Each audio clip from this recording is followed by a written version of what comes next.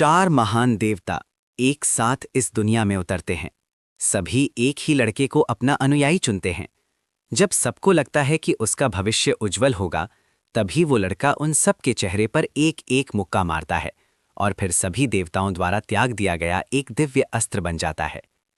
इस वक्त वो लड़का अवेकनिंग प्लेटफॉर्म पर खड़ा है और अपने सामने हो रही चीज़ों को यकीन नहीं कर पा रहा है, क्योंकि किताबों के अनुसार अवेकनिंग प्लेटफॉर्म पर कदम रखने और प्राचीन पत्थर को छूने के बाद सिर्फ एक देवता पवित्र रोशनी में नहाया हुआ प्रकट होता है, जो आपको अपने अनुयायी के रूप में चुनता है और आपको एक क्लास देता है।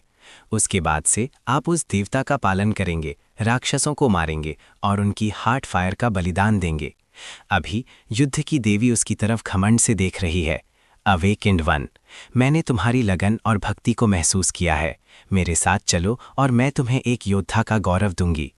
तुरंत प्राचीन पत्थर से एक भूरी रोशनी निकलती है और हवा में एक टूटी हुई तलवार का टोटेम धीरे धीरे प्रकट होता है। लड़के के सामने दिखता है। पहला ऑप्शन, युद्ध की देवी का अनुयायी बनो, एक डी रैंक योद्धा बनो। Basic skills, block, thrust. Talent, skill कुछ नहीं। ये देखकर ज़ैंडर बिना किसी हिचकिचाहट के अपना सर हिलाता है, फिर अपनी नज़र उसके बगल में खड़े दूसरे देवता पर डालता है। अगले ही पल एक काली तलवार जैसा टोटम अचानक आकाश को चीरता हुआ ज़ैंडर की गर्दन पर आ जाता है, जो एक धमकी और वॉइड की भयानक शक्ति का प्रदर्शन दोनों लगता है। दूसरा ऑप्शन, वॉइड स्पिरिट का सेवक बनो, एक एस रैंक शैडो असैसिन बनो। टैलेंट, शैडो स्ट्राइक, किसी भी बैरियर की रुकावट को नजरअंदाज करो। दूर से टारगेट के पीछे टेलीपोर्ट होकर एक घातक वार करो। उसी समय अवेकनिंग प्लेटफॉर्म के नीचे खड़े सभी दर्शकों की मजाकिया नजरों के बीच प्राचीन पत्थर से अचानक एक बार फिर चमकदार बैंगनी रोशनी फूट पड़ती है। जो भीड़ कुछ पल पहले बातें कर रही थी, वो तुरंत शांत हो जाती है। सभी इस दृश्य से हैरान थे। बैंगनी रोशनी, ये तो एक एस रैंक कॉम्बैट क्लास का खास निशान है। प्रिंसिपल रोलैंड टेबल पर जोर से मारते हैं और अपनी जगह से उठ खड़े होते हैं। उनका चेहरा लाल हो जाता है और वो उत्साह से चिल्लाते हैं, शाबाश लड़के, ये यकीनन एक एस रैंक क्लास है। मैंने कहा था ना, ये बूढ़ा आदमी कभी बेकार की बातें नहीं करता। उसी समय अवेकनिंग प्लेटफॉर्म पर रखा प्राचीन पत्थर एक बार फिर रोशनी से जगमगा उठता है और इस बार ये एक नारंगी रोशनी का स्तंभ है, जो सीधे आसमान में जा रहा है। ज़ैंडर का तीसरा क्लास ऑप्शन। 3 देवताओं ने उसे चुना है। इस पल वेन्यू में मौजूद हर कोई अपनी जगह जम जाता है। इसका सिर्फ एक ही कारण है, इस घटना का। ज़ैंडर, जो अवेकनिंग रिचुअल के बीच में है, उसने एक बार फिर अपना सर हिलाया है। तीसरा देवता एक बूढ़ा आदमी है, जिसके हाथ में एक छड़ी और बर्फ जैसे सफ़ेद बाल हैं। उसकी हड्डी जैसी छड़ी के ऊपर नीली आग की लपटें जल बुझ रही हैं। बूढ़ा आदमी ज़ैंडर को थोड़ी सराहना के साथ देखता है। अवेकन्ड वन, मैं नेदर वर्ल्ड का राजा हूँ। मेरी शरण में आओ और मैं तुम्हें जीवन और मृत्यु को नियंत्रित करने की शक्ति दूंगा। कितना रोबदार लहजा है, ज़ैंडर मन ही मन सोचता है। ऐसा लगता है कि देवताओं में भी दर्जे होते हैं। अगले ही पल एक लाइन प्राचीन सफ़ेद टेक्स्ट की उसके सामने तैरने लगती है। तीसरा ऑप्शन, नेदरवर्ल्ड के राजा के सामने झुक जाओ, एक triple S rank undead skulls बनो। Basic skills, undead summoning, bone substitute, death bloom. Talent skill, underworld envoy, netherworld के राजा के अधीन बन जाओ। बिना किसी सीमा के अनडेड सेवकों को समन करो। इस पल अवेकनिंग प्लेटफॉर्म के बाहर खड़े लोगों को सिर्फ ये दिखता है कि प्राचीन पत्थर से तुरंत एक नारंगी रोशनी निकलती है, जो आसमान की तरफ जाती है और अवेकनिंग सेरेमनी प्लाजा के ऊपर अरबों की अनडेड सेनाएं अचानक प्रकट हो जाती हैं, पूरे ड्रैगन एम्पायर के आसमान में, जिससे ड्रैगन एम्पायर के सभी बड़े अधिकारियों को तुरंत चेतावनी मिल जाती है। इस वक्त ड्रैगन्स कीप नाम के एक गुप्त मिलिट्री जोन में मेडल से भरी मिलिट्री यूनिफॉर्म पहने एक सफ़ेद बालों वाला बूढ़ा आदमी ये सब तेज नज़र से देख रहा है। जनरल मॉर्गन, अच्छा हुआ तुमने जल्दी से काम किया और इस दृश्य को समय रहते सील कर दिया, वरना ये घटना अब तक पूरी दुनिया में फैल चुकी होती। उसके पास खड़ा व्यक्ति, जिसे उसने जनरल मॉर्गन कहा, अब पसीने से पूरी तरह भीग चुका है और हाँफ रहा है। जनरल मॉर्गन की क्लास एलिमेंटल इल्यूशनिस्ट है। ड्रैगन एम्पायर के पहले दर्जे के देश रक्षक जनरल्स में से एक होने के नाते उसने अपनी पूरी ताकत लगा दी ताकि इस घटना को ड्रैगन एम्पायर की सीमाओं के अंदर ही रोका जा सके, वरना ये घटना पूरी दुनिया में फैल जाती। कमांडर स्टर्लिंग, आखिर किसने इतनी भयानक घटना को अंजाम दिया है? जनरल मॉर्गन अपनी सांस संभालते हुए पूछता है। सफ़ेद बालों वाला बूढ़ा आदमी बस हल्का सा सर हिलाता है। मैंने पहले ही जांच के लिए लोगों को भेज दिया है। वो जो कोई भी हो, मिलिट्री तुरंत उसकी रक्षा करेगी। इस बीच 4 बड़े गिल्ड्स के नेता फर्स्ट एकेडमी के अवेकनिंग सेरेमनी की तरफ तेजी से जा रहे हैं। आखिरकार ड्रैगन एम्पायर अपने दूसरे नेक्रोमैंसर का स्वागत करने वाला है। ये एक दिल दहलाने वाली घटना है। यहाँ तक कि बड़ी एकेडमीज के प्रिंसिपल्स भी यहाँ दौड़े चले आए हैं। फिर भी जैंडर, जो अवेकनिंग रिचुअल के बीच में खड़ा है, उसे बिल्कुल भी अंदाजा नहीं है कि उसने बाहर की दुनिया में कितना बड़ा हंगामा खड़ा कर दिया है। वो दिव्य बुधा, जो हड्डी की चड़ी पकड़े हैं, खुद को नेदरवर्ल्ड का राजा कहता है। उसने जो ऑप्शन दिया है वो बेहद आकर्षक SSS रैंक क्लास अनडेड आउज है। ड्रैगन एम्पायर का पिछला नेक्रोमैंसर सिर्फ SS रैंक का था। तीसरा ऑप्शन चुनने का मतलब होगा एक शानदार शुरुआत करना। फिर भी जैंडर एक बार फिर धीरे से अपना सर हिलाता है। वो आखिरी देवता को देखना चाहता है। पिछले 3 देवताओं की शानो शौकत के मुकाबले ये चौथा देवता एक टूटे फूटे भिखारी जैसा दिखता है। फिर भी जैसे ही ये भिखारी बोलता है, जैंडर का पूरा शरीर कांप उठता है। क्या तुम भी अजोर स्टार से आए एक ट्रांसमिग्रेटर हो? जैंडर की आंखें हैरानी से फैल जाती हैं, लेकिन इससे पहले कि वो अपने सवाल पूछ पाता, वो टूटी हुई आकृति जल्दी से बोलती है, किसी भी देवता का पालन मत करना। ये सब देवताओं की एक साजिश है। हम सब उनके मोहरे हैं, बलि हैं। देवताओं को भी मारा जा सकता है और हम खुद देवता बन सकते हैं। फिर उस टूटी हुई आकृति का शरीर अचानक धीरे धीरे गायब होने लगता है। अगले ही पल उसके सामने एक टेक्स्ट की लाइन दिखती है। चौथा ऑप्शन, देवताओं के तोहफों को ठुकरा दो। एक ऐसे व्यक्ति बनो जिसे सभी देवताओं ने त्याग दिया हो। एक अनजान रैंक की क्लास प्राप्त करो। Divine armament. बेसिक स्किल्स कुछ नहीं, शुरुआती टैलेंट फ्रैक्चर्ड डिविनिटी। टूटा हुआ होने के बावजूद तुम अभी भी बलिदान प्राप्त कर सकते हो। डिवाइन आर्मामेंट्स अपने द्वारा मारे गए किसी भी राक्षस की हार्ट फायर को खुद को बलिदान दे सकते हैं, जिससे उन्हें उसके गुण मिलते हैं। जैसे ही ये ऑप्शन जैंडर के सामने आता है, उसे एक भयानक चीज का पता चलता है। एक अजीब दृश्य सामने आता है। उन 3 देवताओं के सर के ऊपर 3 हेल्थ बार्स दिखते हैं, जिनका रंग गहरे लाल से काला है। उनकी हेल्थ ट्रिलियंस में मापी जाती है, फिर भी उनके सर के ऊपर साफ दिख रही है। इस पल जैंडर की सोच पूरी तरह से टूट जाती है। तो देवताओं के भी हेल्थ बार्स होते हैं, तो इंसान भी देवता बन सकते हैं। तुरंत जैंडर के दिल में लड़ने का जज्बा उमड़ पड़ता है और इस पल उसके हाथ हल्का सा कांपते हैं। वो तुरंत फ्रैक्चर्ड डिविनिटी टैलेंट का असली महत्व समझ जाता है। असल में इंसान बलिदान प्राप्त नहीं कर सकते, सिर्फ देवता ही बलिदान प्राप्त कर सकते हैं। अवेकेंड क्लास के यूजर्स सिर्फ राक्षसों को मार सकते हैं और राक्षस की हार्ट फायर को उस देवता को बलिदान दे सकते हैं जिसका वो पालन करते हैं, ताकि उन्हें नई स्किल्स मिल सकें, क्लास एडवांसमेंट्स और देवता से मिलने वाले दूसरे उपहार। लेकिन एक फ्रैक्चर्ड डिविनिटी फिर भी एक डिविनिटी है, और डिविनिटी होने का मतलब है इन देवताओं के बराबर खड़ा होना, बलिदान प्राप्त करने में भी बराबर होना। इसीलिए डिवाइन आर्मामेंट्स राक्षसों को मारने के बाद किसी देवता को बलिदान नहीं देते, बल्कि खुद को देते हैं, और उन राक्षसों के गुण, टैलेंट और विशेषताएं सब उनकी अपनी हो जाती हैं। भले ही शुरुआत में ये एक बिल्कुल खाली क्लास है, इसमें असीमित विकास की क्षमता है और ये एक सच्चा देवता भी बन सकती है। ये सोचते हुए जैंडर बिना हिचकिचाए डिवाइन आर्मामेंट की तरफ हाथ बढ़ाता है। उसी समय इस होनहार टैलेंट जैंडर को अपनी टीम में लेने के लिए 4 बड़े गिल्ड्स के नेता बेहद अच्छी शर्तें पेश कर रहे हैं। फिर भी जब वो बोल ही रहे होते हैं, अवेकनिंग प्लेटफॉर्म पर प्राचीन पत्थर से रोशनी का एक और स्तंभ आसमान की तरफ जाता है। एक चौथी क्लास विक्टर केन, ब्लैक हॉक गिल्ड का नेता, गहरी सांस लेता है और चिल्लाए बिना नहीं रह पाता। प्राचीन पत्थर ने सच में जैंडर को 4 क्लास ऑप्शंस दिए, ऐसा तो कभी सुना ही नहीं। जैसे ही रोशनी का चौथा स्तंभ आसमान में उठता है, एक भूरा, एक बैंगनी, एक नारंगी, एक काला। ठीक जब सबको लगता है कि वो SSS रैंक अनडेड स्कर्च को चुनेगा, अगले ही पल एक लगभग बुझ चुकी मशाल जैंडर का एक चक्कर लगाकर उसके माथे में समा जाती है। तुरंत पूरे वेन्यू में हंगामा मच जाता है। प्रिंसिपल अचानक अपनी जगह जम जाता है और 4 बड़े गिल्ड्स के नेता दर्शकों की सीट पर हैरान रह जाते हैं।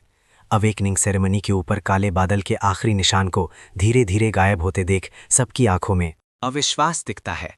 वो सदियों में एक बार मिलने वाली SSS रैंक क्लास थी। जैंडर, यहां से बाहर निकलो, प्रिंसिपल रोलैंड पागलों की तरह चिल्लाते हैं। एक ही पल में जैंडर सबके पसंदीदा जीनियस स्टूडेंट से एक पराया बन जाता है। अवेकनिंग प्लेटफॉर्म पर चारों देवता और सभी दृश्य धीरे धीरे गायब हो जाते हैं और अगले ही पल जैंडर प्राचीन पत्थर से एक अनजान जगह पर टेलीपोर्ट हो जाता है। इस पल उसके कान में एक आवाज आती है, सूचना, तुम ट्रायल टावर में प्रवेश कर चुके हो। ये हर पीढ़ी के नए अवेकेंड के लिए आखिरी असेसमेंट है। ट्रायल टावर का हर लेवल एक अलग जगह है। हर लेवल पर रक्षक मॉन्स्टर्स को हराकर ही तुम अगले लेवल पर जा सकते हो। स्टेटस पैनल खोलो, जैंडर धीरे से बोलता है। अवेकेंड लोगों को अपनी क्लास मिलने के बाद वो अपना स्टेटस पैनल देख सकते हैं। फिर जैंडर के सारे डेटा पैनल्स उसके सामने आ जाते हैं। मैं सच में बहुत कमजोर हूं, यहां तक कि जैंडर खुद भी आह भरे बिना नहीं रह पाता। डिवाइन आर्मामेंट क्लास सच में एक खाली स्लेट जैसी है। इसकी शुरुआती 4 गुण कॉन्स्टिट्यूशन, स्ट्रेंथ, एजिलिटी, स्पिरिट सभी के सिर्फ 5 पॉइंट्स हैं।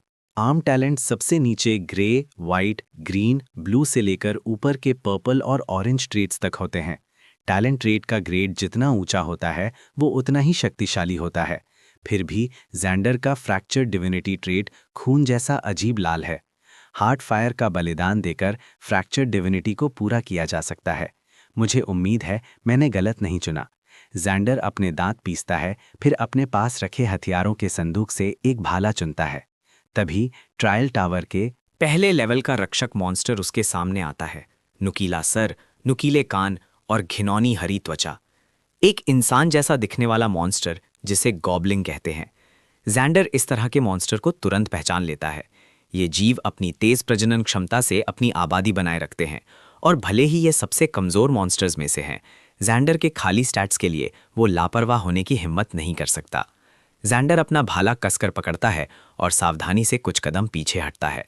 उसके सामने 3 गॉब्लिन्स आ जाते हैं और अगर वो उनसे घिर गया तो जैंडर के अभी के कमजोर शरीर के साथ वो तुरंत मारा जाएगा।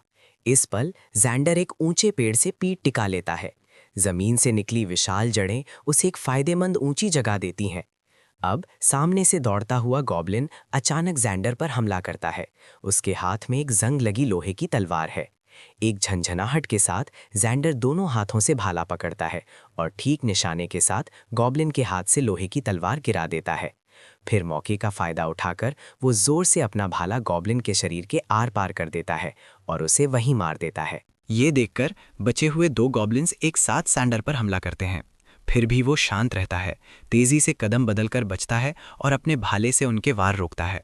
गॉब्लिन्स के एक साथ बाएं और दाएं से हमला करने के बावजूद वो न सिर्फ जैंडर को चोट पहुंचाने में नाकाम रहते हैं, बल्कि जैंडर के लगातार रोकने और पलटवार करने से उनके हेल्थ बार्स धीरे धीरे कम हो जाते हैं।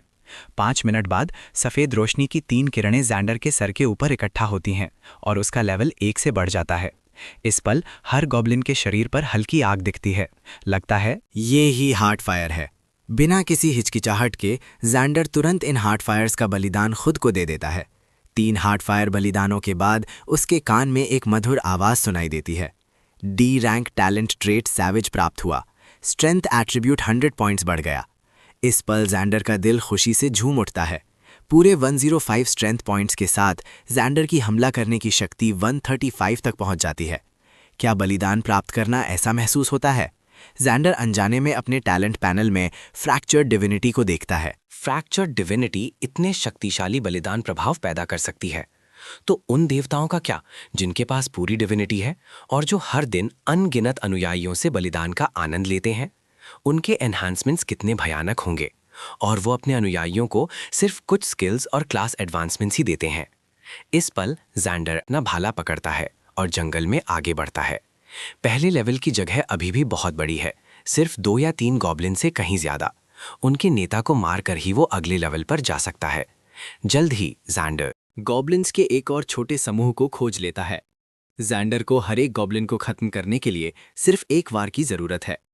कुछ ही पलों में जैंडर ने सभी गॉब्लिन्स को साफ कर दिया है और उसका लेवल अब 3 हो गया है। तभी जैंडर गॉब्लिन बस्ती में एक सोता हुआ ऑर्क गॉब्लिन देखता है। साफ है ये आदमी ट्रायल टावर के पहले लेवल का मिनी बॉस है। इसलिए जैंडर हल्के से एक छोटा पत्थर उछालता है जिसे उसने रास्ते में उठाया था और कई चौकस सेवकों को बाहर निकालता है और आसानी से इन गॉब्लिन ग्रंट्स को खत्म कर देता है। अब गॉब्लिन सरदार से निपटने का समय है। बड़ा सा गॉब्लिन सरदार शोर से जाग जाता है, दहाड़ता है और एक बड़ा सा स्पाइक्ड क्लब उठाकर आसपास घूमने लगता है। जैंडर एक बाड़ के पीछे छिप जाता है और जब ओर्क गॉब्लिन की पीठ उसकी तरफ होती है तो वो पहले हमला करता है। उसका साधारण लोहे का भाला बुरी तरह से उसकी जांघ में घुस जाता है। उसकी ऊंची शक्ति की वजह से सीधे एक खूनी छेद हो जाता है। उसी समय गॉब्लिन चीफ्टिन का हेल्थ बार जैंडर के सामने दिखता है, पूरे 2000 पॉइंट्स। गॉब्लिन चीफ्टिन दर्द से सिकुड़ जाता है, जैंडर को देखने के लिए मुड़ता है और बड़े से स्पाइक्ड क्लब को जोर से नीचे मारता है, लेकिन इस धीमी हरकत को जैंडर ने फुर्ती से पूरी तरह से टाल दिया। फिर अपने साधारण लोहे के भाले से एक उल्टे हाथ से वार किया। एक पल से भी कम समय में गॉब्लिन चीफ्टन का हेल्थ बार आधे से नीचे जा चुका है। तभी गॉब्लिन चीफ्टन की आंखें तुरंत लाल हो जाती हैं, जैसे कि वो एक बरसरकर अवस्था में चला गया हो। उसकी हमला करने की शक्ति अचानक बढ़ जाती है। इस पल गॉब्लिन चीफ्टन अपनी मोटी बाहें घुमाता है और सीधा जैंडर की तरफ दौड़ता है, लेकिन जैंडर शांति से नीचे झुक जाता है। फिर अपना भाला उठाकर जोर से गॉब्लिन चीफ्टेन की गर्दन में घुसा देता है। तुरंत बड़े बड़े डैमेज नंबर्स फूट पड़ते हैं। क्रिटिकल स्ट्राइक से 2 गुना डैमेज होता है, क्योंकि एक के बाद एक क्रिटिकल स्ट्राइक लगता है। बड़ा सा गॉब्लिन सरदार नीचे गिर जाता है। ऑर्क गॉब्लिन के शरीर से निकलने वाली हार्ट फायर दूसरे गॉब्लिन ग्रंट्स की तुलना में काफ़ी बड़ी है। गॉब्लिन सरदार की हार्ट फायर का बलिदान 2। जैंडर अपने भाले की नोक से गॉब्लिन सरदार को छूता है और बिना हिचकिचाए बलिदान शुरू कर देता है। तुरंत जैंडर के सामने एक नोटिफिकेशन दिखती है। गॉब्लिन सरदार की हार्ट फायर का सफलतापूर्वक बलिदान हो गया। बी रैंक स्किल बर्जर्क प्राप्त हुआ। एक्टिव होने पर डैमेज और अटैक स्पीड 30% बढ़ जाती है। असर खत्म होने के बाद आप कुछ समय के लिए कमजोर हो जाएंगे। तभी जैंडर के सामने एक और टेक्स्ट की लाइन दिखती है। इस स्किल को एनहांस करने के लिए 10 एसेंस पॉइंट्स का उपयोग करें। जैंडर एक पल के लिए रुक जाता है, तो एसेंस स्किल्स को एनहांस कर सकता है। वो तुरंत इसे एनहांस करने का फैसला करता है।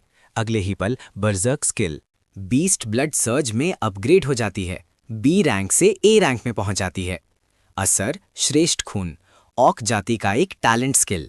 एक्टिव होने पर डैमेज और अटैक स्पीड 50% बढ़ जाती है। असर खत्म होने के बाद आप थोड़े समय के लिए कमजोर हो जाते हैं। अतिरिक्त असर टारगेट्स को मारने से अवधि बढ़ती है। इस बीच ट्रायल टावर के बाहर जैंडर की home room teacher miss woven उस पर गहरी नजर रखे हुए है।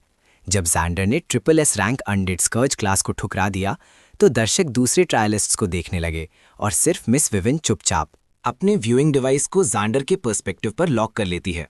इस पल वो जैंडर को गॉब्लिन्स की पहली लहर से घिरा हुआ देखती है और एक क्लास इंस्ट्रक्टर के रूप में वो जानती है कि एक खाली स्लेट क्लास के गॉब्लिन से घिरने के क्या परिणाम होते हैं। लेकिन जैसे ही वो जैंडर के लिए घबराहट में पसीने से तरबतर हो जाती है, वो उसे जमीन के फायदे का इस्तेमाल करके सभी गॉब्लिन्स को मारते हुए देखती है। बहुत अच्छा किया जैंडर।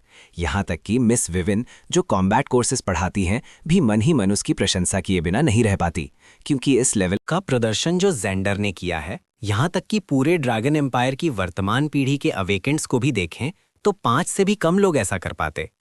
दूसरी तरफ ट्रायल टावर के अंदर जैंडर के कान में एक आवाज आती है, तुमने ट्रायल टावर के पहले लेवल के रक्षक को हरा दिया है, दूसरे लेवल पर टेलीपोर्ट किया जा रहा है। अगले ही पल जैंडर एक विशाल अंधेरी गुफा में टेलीपोर्ट हो जाता है। लगता है ये ट्रायल टावर का दूसरा लेवल है। इस पल उसके दिल में घबराहट नहीं बल्कि उत्साह है। सिर्फ पहले लेवल पर गॉब्लिन्स का बलिदान देने से ही उसे 2 शक्तिशाली टैलेंट ट्रेड्स सैविज और बीस्ट ब्लड सर्ज मिल चुके हैं, तो अगले मॉन्स्टर्स क्या हैरत लाएंगे। जैंडर, आखिरकार ट्रायल टावर में आप सच में नहीं मरते। यहाँ मरना सिर्फ आपको बाहर टेलीपोर्ट करता है और ट्रायल खत्म कर देता है। तभी जमीन से अचानक काली शाखाएं फूट पड़ती हैं और 2 कांटों से भरी बेलें सीधी जैंडर की तरफ आती हैं। ये देखकर जैंडर तेजी से पीछे कूदता है, फिर अपना भाला उठाकर बेलों पर वार करता है। सिर्फ एक बार में ही बेलन कट जाती हैं। फिर भी ये कटी हुई बेलन एक बार फिर जमीन से उग जाती हैं। तभी जैंडर को एहसास होता है कि सिर्फ उनके मुख्य शरीर को मारकर ही इन बेलनों को पूरी तरह से खत्म किया जा सकता है और उनके मुख्य शरीर की दिशा वहां होनी चाहिए जहां मिट्टी हिल रही है। इसीलिए जैंडर तुरंत अपना भाला पकड़ता है और जहां मिट्टी हिल रही है उसकी तरफ दौड़ता है। रास्ते में मिट्टी से अनगिनत बेलन उगती हैं, लेकिन जैंडर तेजी से कदम बदलकर उन सबसे एक एक करके बच जाता है। कुछ ही पलों में गुफा में एक विशाल प्राचीन पेड़ दिखता है और अनगिनत शाखाएं उसके शरीर से ही निकली हुई हैं। ये जरूर मुख्य शरीर ही होगा। रास्ते में उगी हुई बेलों को देखकर जो पानी के सांपों की तरह उसका पीछा कर रही हैं, वो अब और नहीं हिचकिचाता। अपना साधारण लोहे का भाला उठाकर उन विशाल जड़ों पर बुरी तरह से वार करता है। जैसे ही डैमेज नंबर्स दिखते हैं, बॉस की बुनियादी जानकारी ज़ैंडर के सामने आ जाती है। Immortal treant, elite tier boss, 50,000 horse powers, खतरे का स्तर उच्च जोखिम। इससे भी ज्यादा निराशाजनक बात यह है कि ज़ैंडर के डैमेज देने के कुछ सेकंड्स बाद ही इमॉर्टल ट्रेंट अपने घावों से ठीक हो जाता है। तुरंत ज़ैंडर ट्रायल टावर के दूसरे लेवल की परीक्षा समझ जाता है। इन जड़ों की शाखाओं को पूरी तरह से खत्म करने के लिए उसे इस विशाल इमॉर्टल ट्रेंट को मारना होगा। लेकिन इस इमॉर्टल ट्रेंट की ना सिर्फ गहरी हेल्थ है, बल्कि आश्चर्यजनक रूप से ठीक होने की क्षमता भी है। और जिन क्लासेस की डैमेज आउटपुट कम है, वो आखिरकार बढ़ती हुई बेलों की संख्या से थक जाएंगे। उसी समय ज़ैंडर जल्दी से एक समाधान सोच लेता है। अगर वो बीस्ट ब्लड सर्च का इस्तेमाल करता है तो शायद वो इससे लड़ पाए। आखिरकार वो बेलों को मारकर स्किल की अवधि बढ़ा सकता है। इस बीच ट्रायल टावर के बाहर नई पीढ़ी के अवेकेंट को देखते हुए, जहां आधे से ज्यादा सिर्फ पहले लेवल पर ही बाहर हो चुके हैं, प्रिंसिपल रोलेंट के माथे पर सिलवटें पड़ जाती हैं। भला हो, आखिर किसने इस साल के ट्रायल टावर को डिजाइन किया है? इस पल उनके देखने के पर्सपेक्टिव में अवेकेंट, जिन्होंने ट्रायल टावर पहले लेवल को सफलतापूर्वक पार कर लिया है, जिनका प्रतिनिधित्व 3 S rank class users Dominic, Ethan और सेराफीना कर रहे हैं, वो उस अंधेरी और नम गुफा में पहुंच चुके हैं। जमीन से अनगिनत बेलें उग रही हैं, जैसे बारिश के बाद बांस के अंकुर, और डोमिनिक पर हमला करने लगती हैं। डोमिनिक, एक S rank mealy class coiling dragon monk, तुरंत अपना युद्ध दंडा घुमाता है। एक ड्रैगन पैटर्न वाला वार करता है जो तुरंत इन बेलों को चीथड़े चीथड़े कर देता है। प्रिंसिपल रोलैंड बस राहत की सांस लेने ही वाले थे जब उन्होंने डोमिनिक को इन बेलों के जमीन के नीचे के नेटवर्क का पता लगाते हुए देखा और उनका पीछा करते हुए उनके मुख्य शरीर तक पहुंचते हुए देखा। जैसे ही विशाल मुख्य जड़ स्क्रीन पर दिखती है, वहां मौजूद सभी दर्शक चिल्लाए बिना नहीं रह पाते। क्या वो एक इमॉर्टल ट्रांट नहीं है? यहां तक कि लेवल 10 के क्लास यूजर्स को भी उस चीज को मारने में मुश्किल होगी।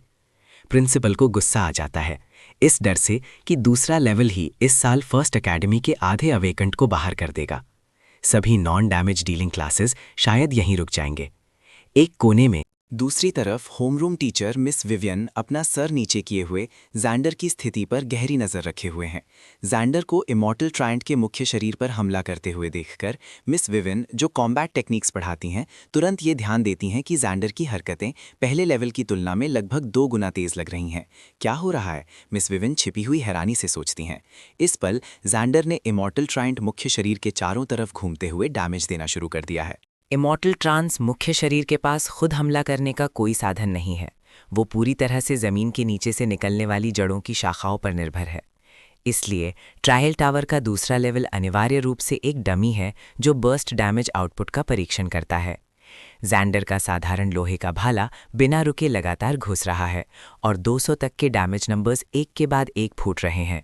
ये स्वाभाविक है क्योंकि ज़ैंडर ने बीस्ट ब्लड सर्च एक्टिव कर रखा है, जिससे उसकी अटैक पावर और अटैक स्पीड 50% बढ़ जाती है।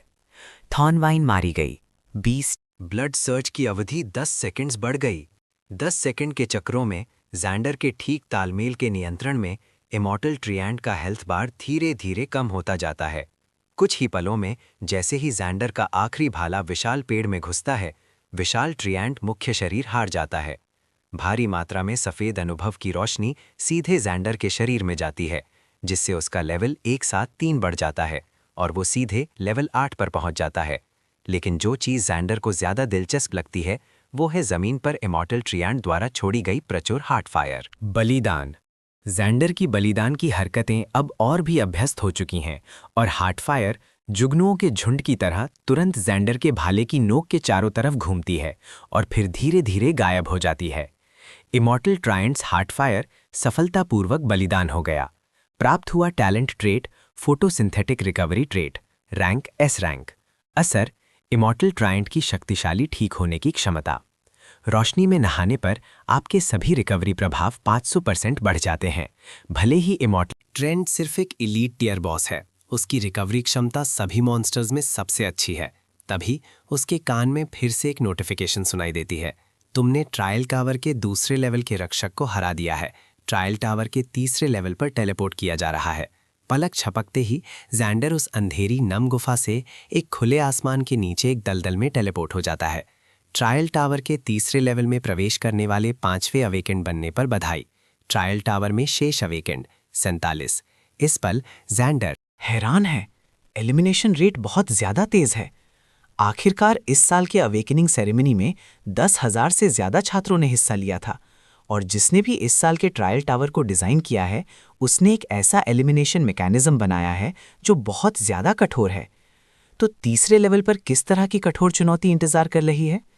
इससे पहले कि ज़ैंडर इस बारे में सोच पाता, उसके सामने दलदल के कीचड़ से 3 मानव रूपी राक्षस निकलते हैं, मार्श बैंशीज।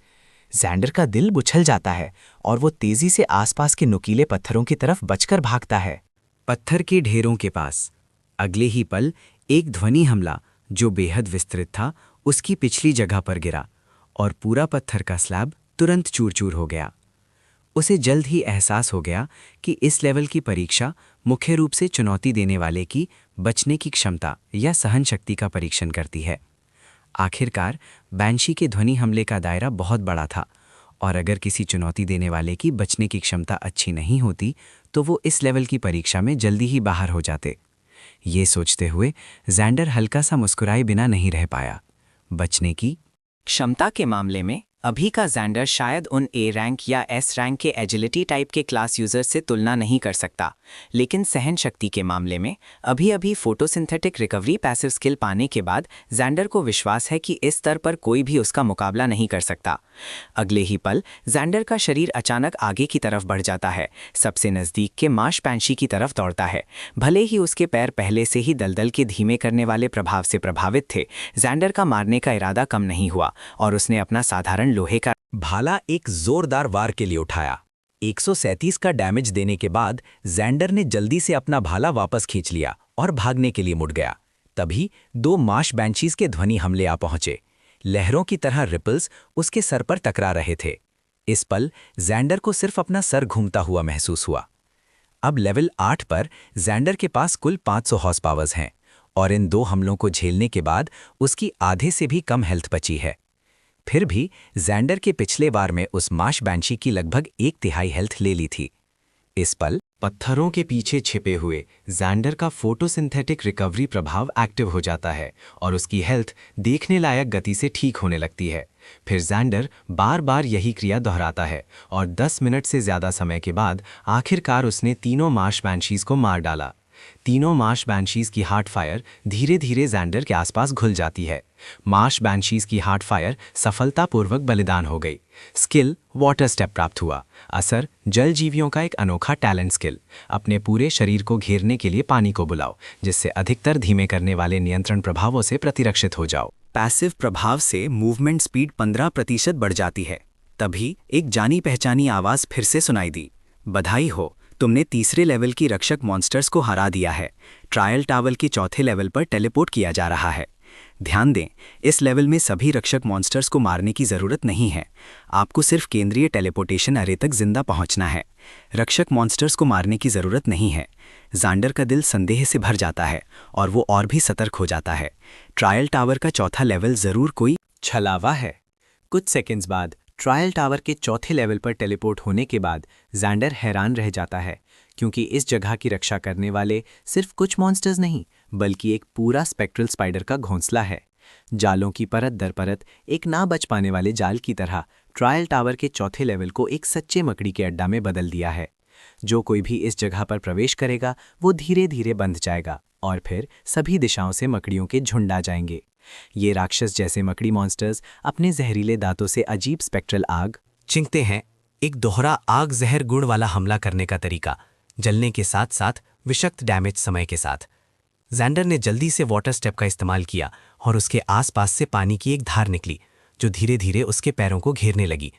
जब उसने दोबारा जालों से ढकी जमीन पर कदम रखा तो पहले वाली रुकावट की अनुभूति अब नहीं रही थी।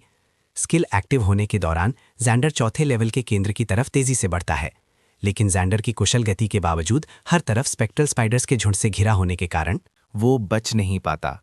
इस पल उसे सिर्फ अपने कंधे में तेज दर्द महसूस होता है।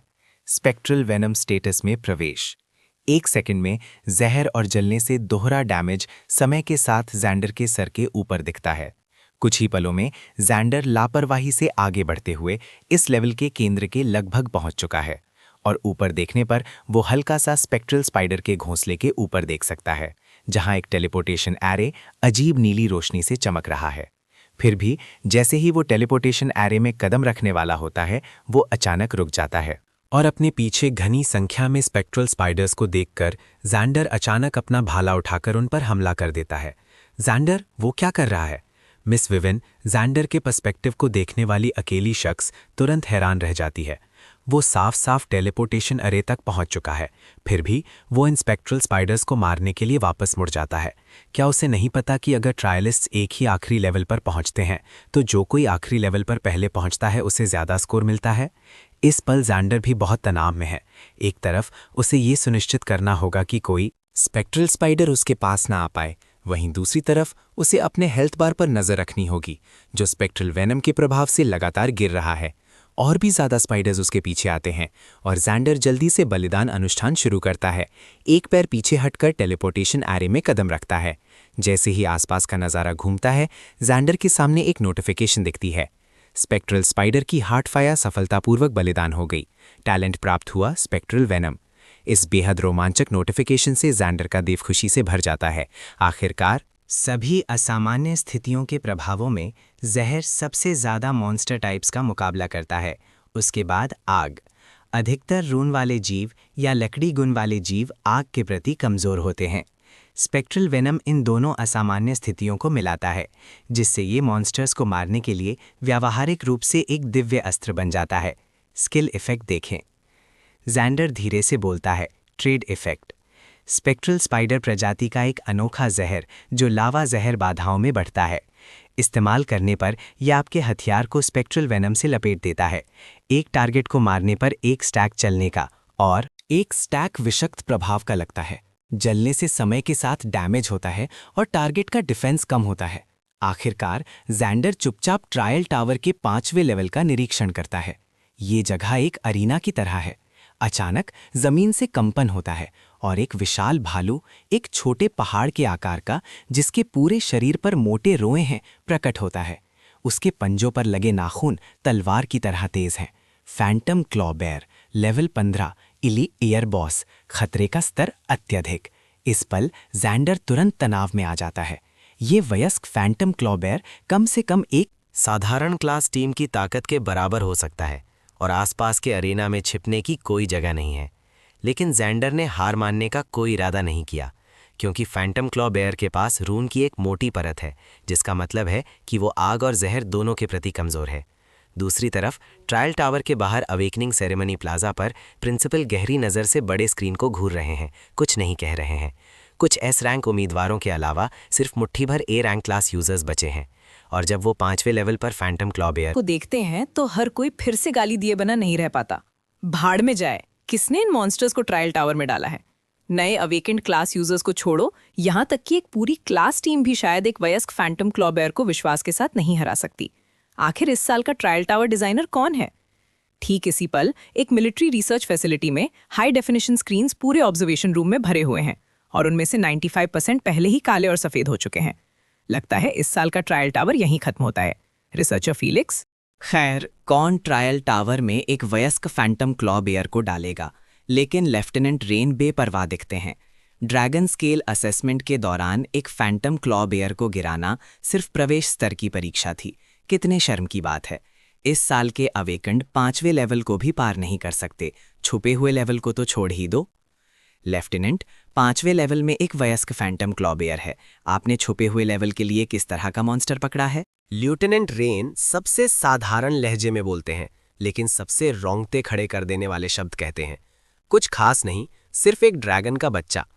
इस पल ट्रायल टावर के 5वें लेवल पर जैंडर जल्दी में हमला नहीं करता। आखिरकार एक वयस्क फैंटम क्लॉ बेयर साधारण क्लास यूजर्स के बस की बात नहीं है। इससे लड़ने के लिए उसे फुर्ती से स्थिति बदलने पर निर्भर रहना होगा। उसने तुरंत पिछले लेवल अप से प्राप्त सभी फ्री एट्रीब्यूट पॉइंट्स को एजिलिटी में लगा दिया। इस पल फैंटम क्लॉ बेयर धीरे से गुर्राता है और अचानक जैंडर पर झपाटा मारता है। ये देखकर जैंडर मौके का फायदा उठाकर एक तरफ लुढ़क जाता है। उसी समय फैंटम क्लॉ बेयर तुरंत दोनों पंजों से जैंडर को पकड़ने के लिए हाथ बढ़ाता है, लेकिन वो पहले ही फैंटम क्लॉ बेयर के पीछे बच चुका है। अभी मौका है। जैंडर की आंखें तेजी से चमकती हैं और स्पेक्ट्रल वेनम तुरंत एक्टिव हो जाता है। उसके साधारण लोहे के भाले की नोक पर जहर के प्रभाव का एक निशान फायर लाइट के साथ चमक उठता है और वो बुरी तरह से फैंटम क्लॉ बेयर में घुसा देता है। टारगेट स्पेक्ट्रल वेनम स्टाटस में प्रवेश कर चुका है। फैंटम क्लॉ बेयर की पीठ पर मोटी रोन तुरंत आग पकड़ लेती है, जलने का डैमेज देती है और साथ ही जहर के प्रभाव से भी पीड़ित होती है।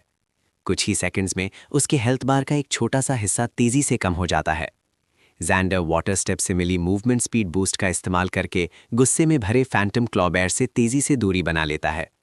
अब उसे सिर्फ सही मौका ढूंढना है स्पेक्ट्रल वेनम की एक और परत लगाने का, और वो उसे थकाकर मार सकता है।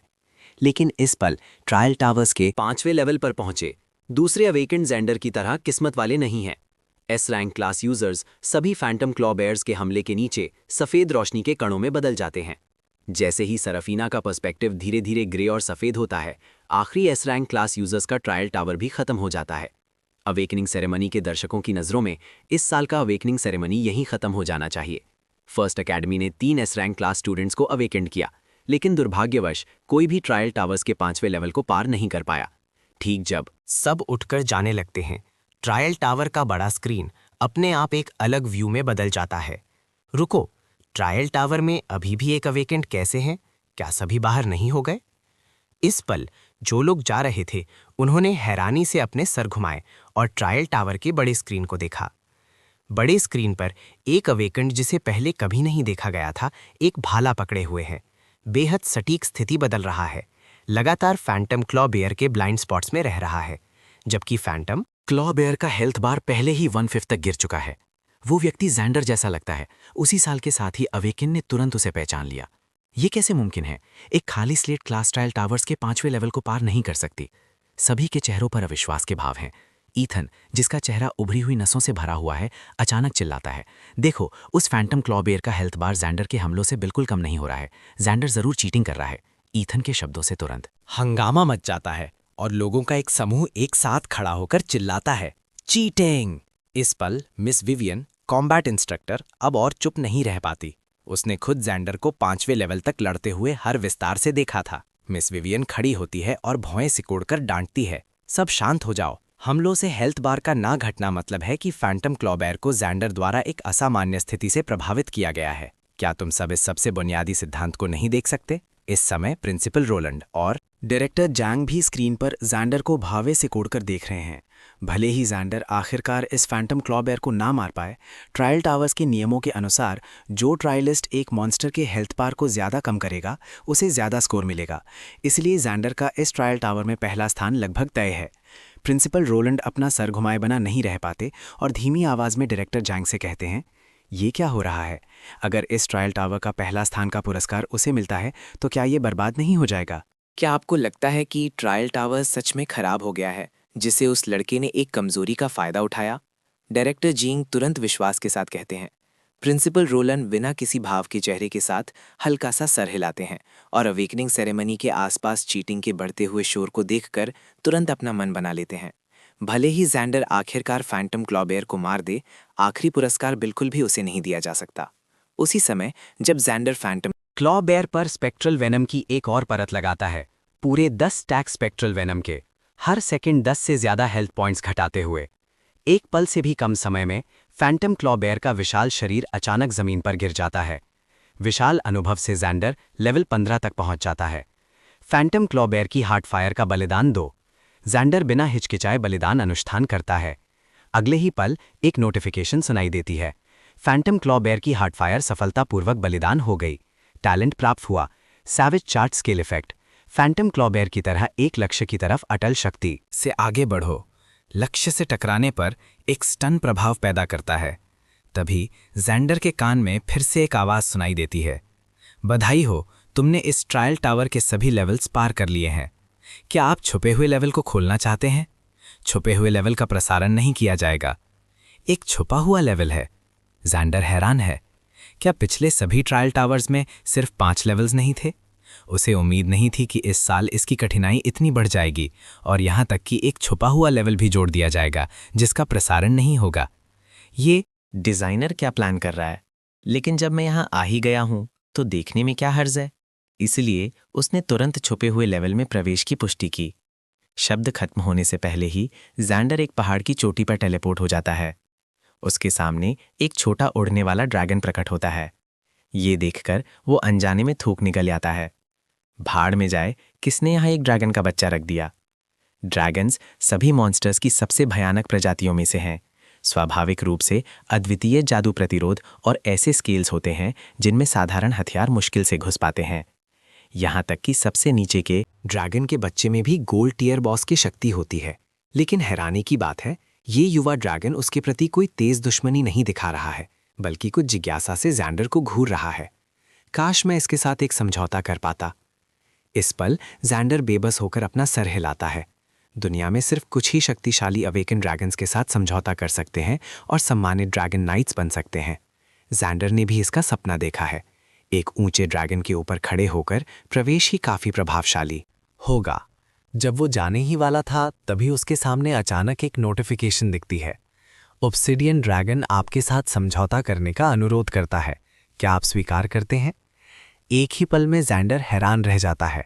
उसके बाद एक जबरदस्त खुशी की लहर दौड़ जाती है। मॉन्स्टर्स के साथ समझौता करना एक बेहद दुर्लभ घटना है। उसके बाद से दोनों पक्ष एक हो जाते हैं, अविभाज्य, और आमतौर पर सिर्फ बीस्ट टेमर क्लासेस ही इस क्षमता के मालिक होते हैं।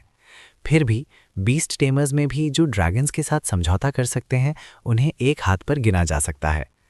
मैं स्वीकार करता हूं किसी भी पल की हिचकिचाहट। ड्रैगन का अपमान होगा।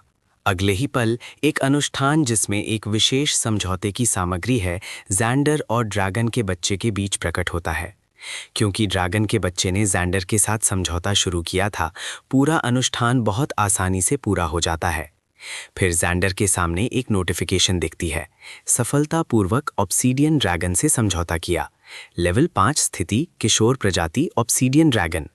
उसी समय जैंडर के पैनल पर एक ड्रैगन समनिंग आइकन दिखता है और वो जल्दी से ऑब्सीडियन ड्रैगन के बच्चे के साथ एक सूक्ष्म संबंध स्थापित कर लेता है, जैसे कि वो उसके विचारों को महसूस कर सकता है। उस पल जैंडर आखिरकार समझ जाता है कि इस ऑब्सिडियन ड्रैगन के बच्चे ने सक्रिय रूप से उसके साथ समझौता क्यों किया। कारण है उसका अनोखा टैलेंट, फ्रैक्चर्ड डिविनिटी। सिर्फ सबसे ऊंचे खून वाले मॉन्स्टर्स ही डिविनिटी को महसूस कर सकते हैं। ये सर्वोच्च अस्तित्व है और ये ऑब्सिडियन ड्रैगन ऐसे ही महान खून का मालिक है। जैंडर से उसे सच में एक देवता जैसा दबाव महसूस होता है। भले ही कुछ अजीब हो, लेकिन सच में मौजूद है। समझौता पूरा होने के पल जेंडर के सामने एक नोटिफिकेशन दिखती है, ट्रायल टावर को पार करने पर बधाई। आपको छुपे हुए लेवल से ट्रायल टावर से बाहर टेलीपोर्ट किया जाएगा। क्या आप समझौता किए गए जानवर ऑब्सीडियन ड्रैगन को समनिंग स्पेस में वापस भेजना चाहते हैं? जेंडर तुरंत सर हिलाता है। आखिरकार वो छोटा सा जीव ट्रायल टावर चैंपियन के पुरस्कार से 100 गुना ज्यादा कीमती है। दूसरी तरफ इस पल बड़े स्क्रीन पर आखिरी नोटिफिकेशन दिखती है, फर्स्ट एकेडमी अवेकेंड। जैंडर ने ट्रायल टावर के 5वें लेवल को सफलतापूर्वक पार कर लिया है। उसी समय लेफ्टिनेंट रेन शांति से कंट्रोल कंसोल पर चलती है। इतनी जल्दी खत्म होने की उम्मीद नहीं थी। असल में सभी परिणाम उसकी उम्मीदों के भीतर थे। एक वयस्क फैंटम क्लॉबेयर नए अवेकेंड क्लास यूजर्स के बस की बात नहीं है। बस उस एक चीज का अफसोस है जिसे उसने इतनी मेहनत से पकड़ा था, सबके लिए छुपे हुए लेवल में एक सरप्राइज के रूप में तैयार करने के लिए। एक भी व्यक्ति उसे देख नहीं पाया। लेकिन जैसे ही लेफ्टिनेंट रेन टेलीपोर्टेशन अरे का संचालन करती है, उस ड्रैगन के बच्चे को ट्रायल टावर से बाहर टेलीपोर्ट करने की योजना बनाती है, वो अचानक अपनी जगह जम जाती है। रुको, मेरा ड्रैगन कहाँ है? ट्रायल टावर के 6ठे लेवल के छुपे हुए स्टेज की वीडियो रिकॉर्डिंग खोलो। लेफ्टिनेंट रेन की हथेलियों पर ठंडे पसीने की एक बूंद आ जाती है। इस पल स्क्रीन पर दिखता है कि सिर्फ एक व्यक्ति ने 5वां लेवल पार किया है और छुपे हुए स्टेज तक पहुंचा है। लेकिन जब वो सर्विलेंस फुटेज में आगे क्या होता है देखती है, तो वो अनजाने में अपनी जगह से उठ जाती है। वो ड्रैगन के बच्चे के साथ एक समझौता कर रहा है। ये व्यक्ति कौन है? एक नया अवेकेंड क्लास यूजर ड्रैगन के साथ समझौता कैसे कर सकता है, और वो भी सफलतापूर्वक? इस पर लेफ्टिनेंट रेन के दिल में जो हैरानी है उसका वर्णन नहीं किया जा सकता, और वो जल्दी से इस व्यक्ति की संबंधित जानकारी निकालती है। फर्स्ट एकेडमी जैंडर एक ड्रैगन का बच्चा एक नए अवेकेंड क्लास यूजर द्वारा समझौता किया गया था। ये खबर बिल्कुल बाहर नहीं जानी चाहिए, वरना ये ना सिर्फ ड्रैगन के बच्चों में दिलचस्पी रखने वाले विभिन्न देशों से शक्तियों को आकर्षित करेगी, बल्कि उस लड़के की व्यक्तिगत सुरक्षा के लिए भी खतरा पैदा करेगी। ये मुझे उनके मुख्य परीक्षक से तुरंत संपर्क करना होगा। दूसरी तरफ बड़े स्क्रीन पर जैंडर के सफलतापूर्वक ट्रायल टावर पार करने की घोषणा दिखने के बाद गालियों की एक लहर उठती है। हम जैंडर के पार करने की प्रक्रिया की जांच की जोर से मांग करते हैं। चीटर्स को सख्त से सख्त सजा दो। ये देखकर प्रिंसिपल रोलैंड तुरंत डायरेक्टर जैंग को एक अर्थपूर्ण इशारा करते हैं। फर्स्ट एकेडमी चीटर्स को जरूर सख्त सजा देगी। जो लोग कमजोरियों का फायदा उठाते हैं, उन्हें ट्रायल टावर के आखिरी पुरस्कार का कोई अधिकार नहीं है। सिर्फ सराफीना चुप रहती है। उसकी भौवें कसकर सिकुड़ी हुई हैं। उसे विश्वास है कि जैंडर में 5वें लेवल के फैंटम क्लॉ बेयर को मारने की क्षमता है, लेकिन इससे पहले कि वो अपनी बात पूरी कर पाती, उसके शब्द तुरंत भीड़ के चिल्लाने में डूब जाते हैं। इस समय अवेकनिंग सेरेमनी में खड़े परीक्षक वॉरेन भी दुविधा में पड़ जाते हैं।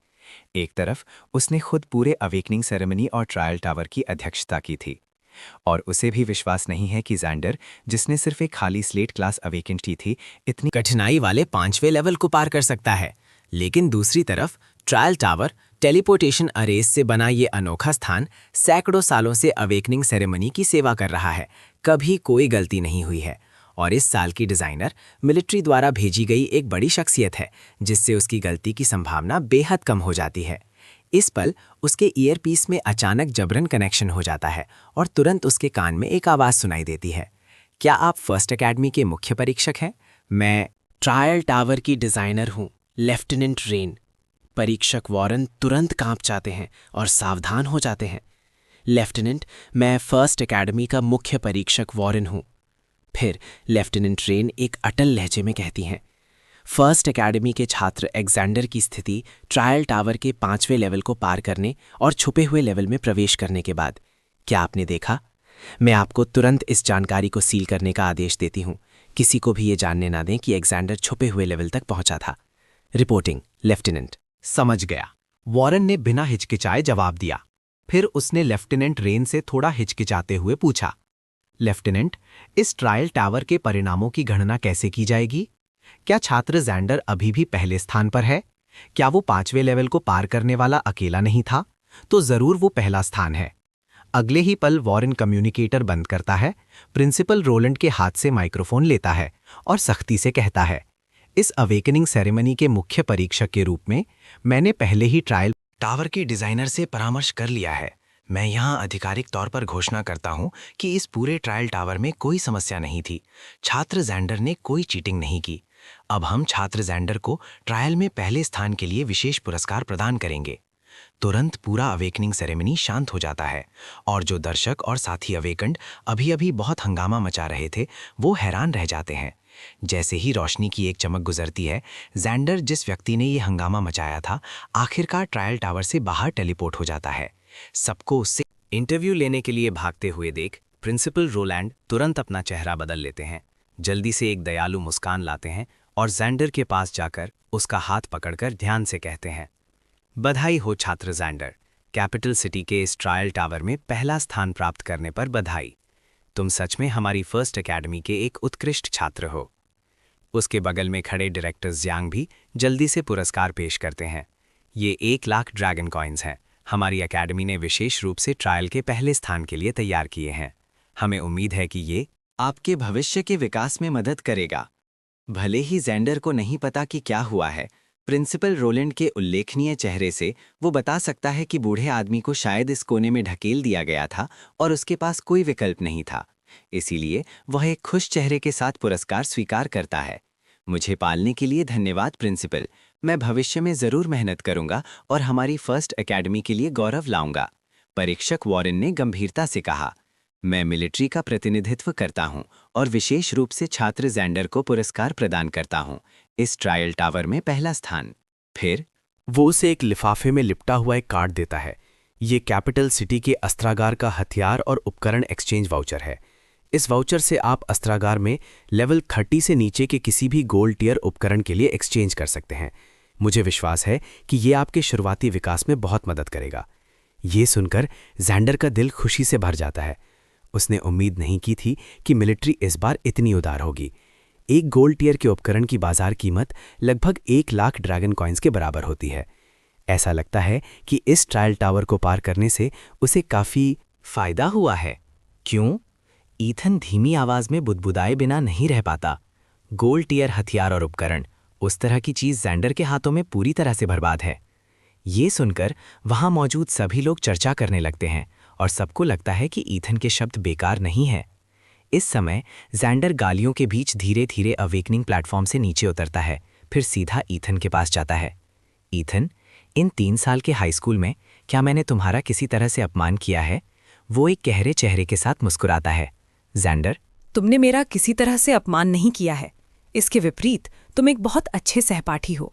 लेकिन क्या तुमने कभी मेरे पीछे चलते हुए मेरी भावनाओं के बारे में सोचा है? हर बार जब तुमने ऊपर से मार्गदर्शन किया तो ऐसा लगा जैसे दान दे रहे हो। जैंडर एक पल के लिए रुक जाता है और ध्यान से याद करता है 3 साल के हाई स्कूल के दौरान ईथन के प्रति जो अक्सर उसकी सलाह मांगता था। जैंडर ने कभी कोई ऊंचाई वाला रूप नहीं दिखाया, ना ही कोई घमंड। लेकिन कुछ लोगों की नज़रों में आप जो भी करते हैं वो सिर्फ उस पर दया कर रहे हैं। मैं समझ गया। जैंडर हल्के से मुस्कुराता है, अपना सर हिलाता है और भीड़ की तरफ चलने के लिए मुड़ जाता है। दृश्य बदलता है। जैसे ही जैंडर घर लौटता है, वो सेरेफिना से टकराता है, जो काफ़ी देर से इंतज़ार कर रही थी। उसने आम कपड़े पहने हुए हैं, उसके रेशमी बाल पीछे बंधे हुए हैं, जो उसके नाजुक चेहरे को पूरी तरह से फ्रेम कर रहे हैं। Hello gender. सेरेफिना उसे देखती है और पहले उससे ग्रीट करती है। जैंडर रुक जाता है, पूछता है, हेलो सेरेफिना, क्या मैं आपकी कोई मदद कर सकता हूँ? जैंडर की यादों में उन दोनों के बीच लगभग कोई बातचीत नहीं हुई है।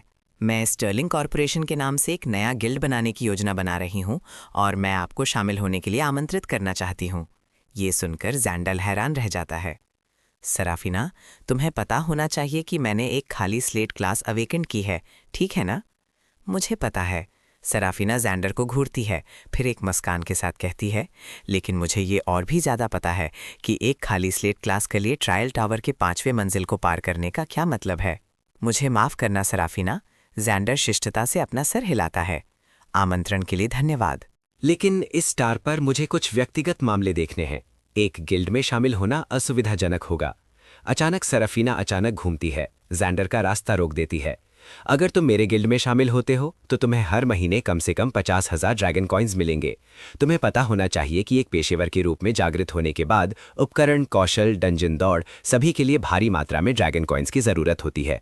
क्या मैं पूछ सकता हूं कि स्टर्लिंग कॉरपोरेशन ने अचानक पेशेवर गिल्ड्स में शामिल होने का फैसला क्यों किया? जैंडर शांति से पूछता है। सराफिना एक मुस्कान के साथ अपने होंठ काटती है, कहती है, विशेष कारण? अगर तुम शामिल होने के लिए तैयार हो तो मैं बताऊंगी। ये देखकर जैंडर एक पल के लिए सोचता है, फिर कहता है, मैं शामिल हो सकता हूँ, लेकिन तुम्हें एक शर्त माननी होगी। मुझे स्वतंत्र रूप से काम करने का विशेषाधिकार चाहिए, किसी भी गैर जरूरी गिल्ड गतिविधियों को अस्वीकार करने का अधिकार, और अगले महीने तक मुझे अकेले काम करने की जरूरत है। तय रहा। सराफिना तुरंत अपना नाजुक हाथ एक खुश मुस्कान के साथ बढ़ाती है। दृश्य बदलता है। जैसे ही जैंडर घर लौटता है, उसके मन में एक तेजी का एहसास होता है। अगले ही पल ऑब्सीडियन वर्म को उसके पॉकेट डायमेंशन से बुलाया जाता है और वो तुरंत जैंडर की तरफ चिल्लाने लगता है भूखा है, इसीलिए जैंडर उसे रेफ्रिजरेटर में सब कुछ खिला देता है। जैंडर इस मौके का फायदा उठाकर ड्रैगन के बच्चे के गुणों की जांच करता है। Obsidian worm, 30,000 health, 1390% attack. ये ड्रैगन्स ब्रेथ ऑब्सीडियन स्केल्स की अपील करता है। Dragon's breath S rank, dragon प्रजाति का एक अनोखा पृथ्वी आधारित हमला करने का तरीका। एक विस्तृत क्षेत्र में जलाने वाला डैमेज देता है और जलने के प्रतिरोध को नज़रअंदाज करता है। Obsidian scales double S rank, obsidian VM प्रजाति के प्राकृतिक स्केल्स अधिकतर तात्विक हमलों जैसे आग, बिजली और बर्फ से प्रतिरक्षित करते हैं और अधिकतर असामान्य स्थिति के प्रभावों को नज़रअंदाज करते हैं। ये गुण जैंडर को हैरान कर देते हैं। कोई आश्चर्य नहीं कि ड्रैगन प्रजातियां स्वर्ग को चुनौती देने वाली अस्तित्व हैं। किशोरावस्था में भी वो गोल्ड टियर बॉसेस के बराबर हैं। अगर वो पूरी तरह से परिपक्व हो जाते तो हर एक विनाशकारी शक्ति बन जाता। इसे पालने के लिए जैंडर तुरंत अभिलेखागार में जानवर पालने के ज्ञान की खोज करता है। इस बीच लेफ्टिनेंट रेन जैंडर के बारे में सभी जानकारियों की जांच कर रही है। एक प्रतिभाशाली जो क्लासेस के बीच अंतर भी नहीं कर सकता। किसी ने सच में SSS रैंक अनडेड स्कर्ज को ठुकरा दिया और एक खाली स्लेट क्लास चुनी। दिलचस्प। लेफ्टिनेंट रेन अपने हाथों को फैलाकर धीरे से बुदबुदाती है। एक खाली स्लेट क्लास ड्रैगन प्रजाति से कैसे समझौता कर सकती है? उसकी टर्मिनल पर जैंडर का विस्तारित पता दिखता है। दृश्य बदलता है। अगली सुबह जल्दी जैंडर अपने एक्सचेंज वाउचर के साथ आर्सेनल जाता है। भारी सुरक्षा वाले सेंट्रीज द्वारा उसकी पहचान सत्यापित करने के बाद जैंडर इस अस्त्रागार में प्रवेश करता है, जो बाहर से साधारण दिखता है। चारों तरफ देखने पर चमकदार उपकरणों की विशाल श्रृंखला कतर दर कतर रैकों पर भरी हुई है, अलग अलग रैंक और क्लासेस के अनुसार साफ सुथरे ढंग से व्यवस्थित। भारी कवच, चमड़े के कवच, कपड़े के कवच, चोगे, योद्धाओं से लेकर हत्यारों और जादूगरों तक सभी क्लासेस द्वारा उपयोग किए जा सकने वाले उपकरणों को कवर करते हैं। लेकिन जैंडर का आज का उद्देश्य ना तो कवच है, ना ही डैमेज देने वाले हथियार। वो कीमती एक्सचेंज वाउचर का इस्तेमाल एक ऑफ हैंड हथियार के लिए करना चाहता है। ट्रायल टावर में फैंटम क्लॉ बेयर से लड़ते समय जैंडर पूरी तरह से फुर्ती और सटीक स्थिति पर लड़भर था। उन भयानक हमलों से बचने में कामयाब रहा। लेकिन असली दुनिया में मॉन्स्टर्स अक्सर कहीं ज्यादा क्रूर होते हैं और फैंटम क्लॉ बेयर से कहीं ज्यादा फुर्ती वाले जीव हर जगह हैं।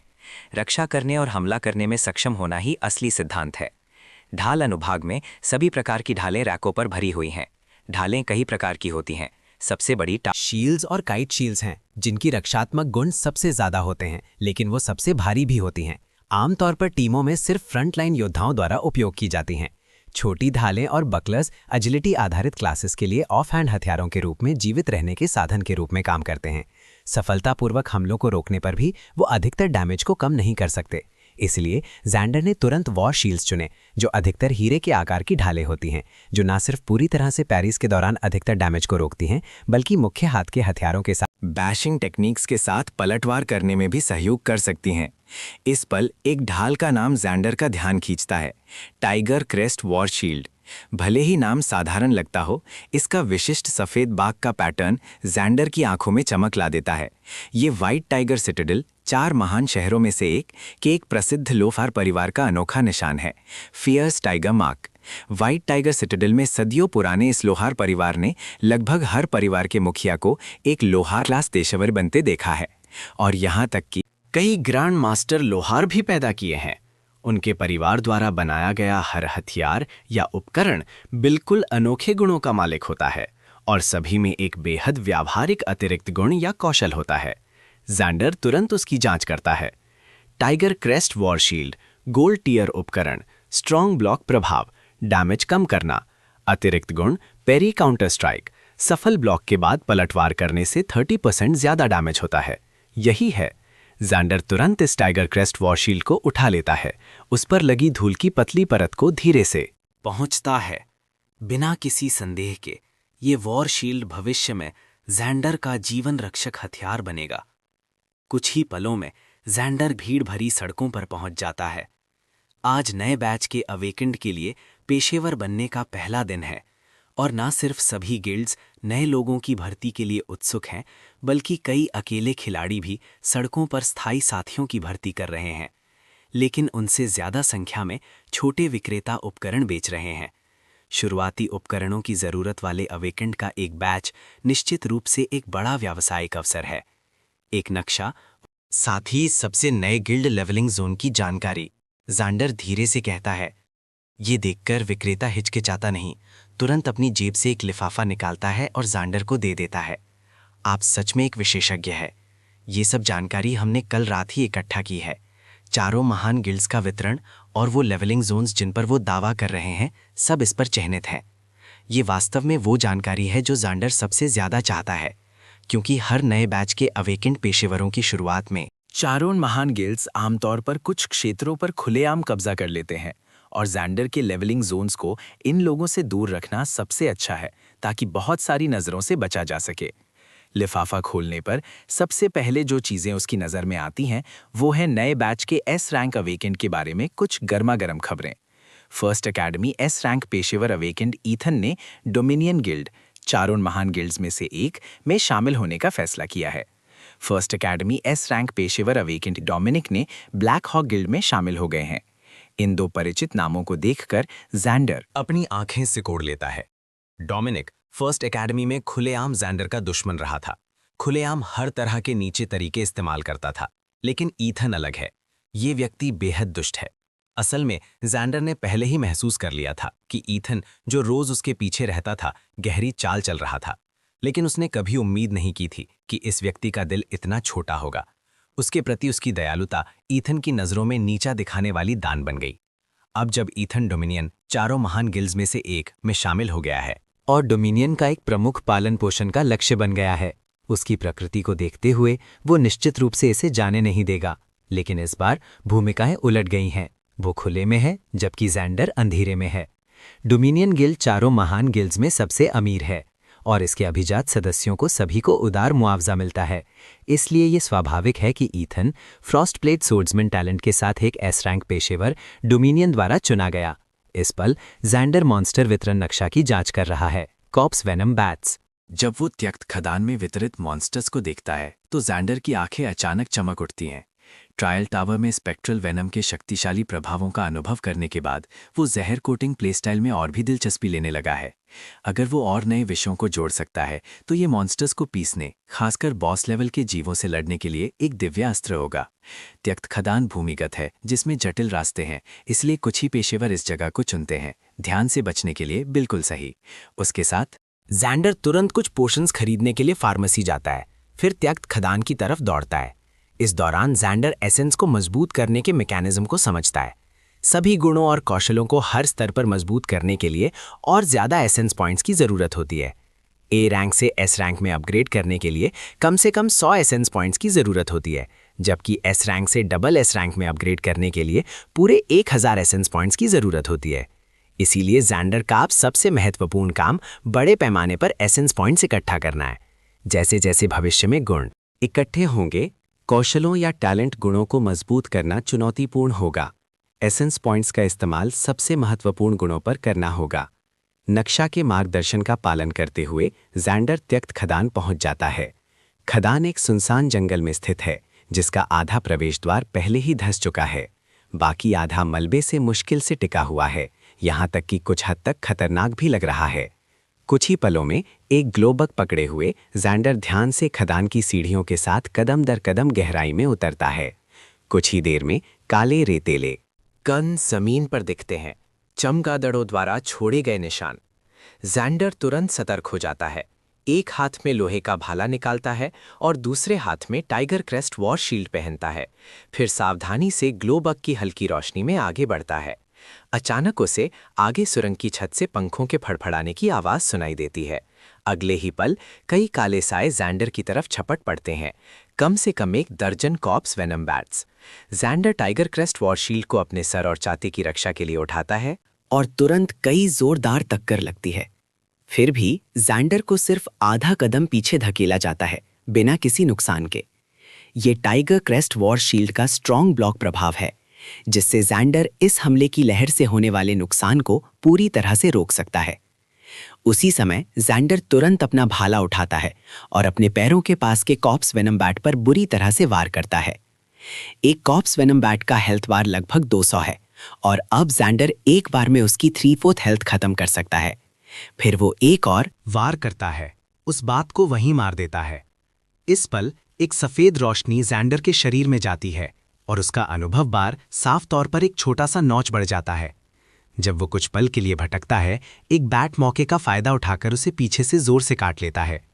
भले ही नुकसान ज्यादा नहीं है, जैंडर के सामने तुरंत एक प्रॉम्प्ट दिखता है। आप कॉप्स टॉक्सिन स्टेटस से प्रभावित हुए हैं, स्टन मीटर जमा हो रहा है।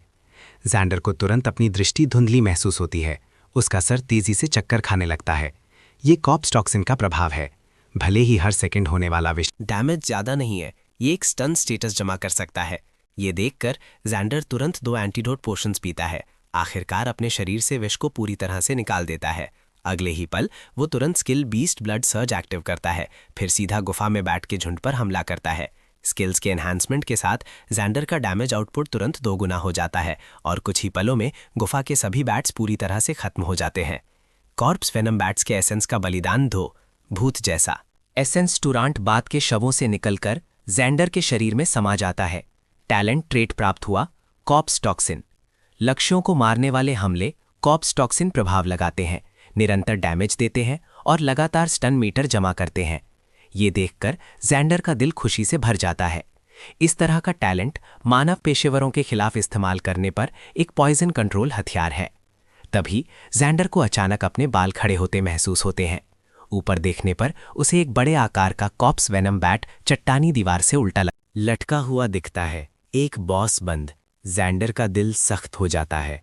वो टाइगर क्रेस्ट वॉर शील्ड को छत की तरफ उठाता है, एक युद्ध मुद्रा में। जैसे ही एक अंधेरी हवा का झोंका गुजरता है, ऊपर का विशाल बैट अचानक जैंडर पर झपाटा है, ढाल से जोर से टकराता है। ये भयानक गति पहले के छोटे बैट्स के झुंड से कहीं ज्यादा भयानक है। तुरंत जैंडर को लड़खड़ाकर जमीन पर गिरा देती है। इस पल 2 लंबे विषैले दांत सीधे जैंडर की तरफ आते हैं, इसलिए वो जल्दी से अपनी ढाल उठाकर उन्हें रोकता है। तीखी वाइब्रेशंस तुरंत उसके हाथ से गुजरती हैं और एक पल के लिए जैंडर नीचे दबा हुआ है, उठ नहीं पा रहा है। इससे भी बुरा, जैंडर की कमर के पास का ग्लोबग वायलेट अचानक टूट जाता है और इससे पहले कि चमकदार ग्लोबग कुछ ही मीटर से ज्यादा उड़ पाता, विशाल कॉप्स वेनम बैट उसे एक ही घूंट में निगल जाता है।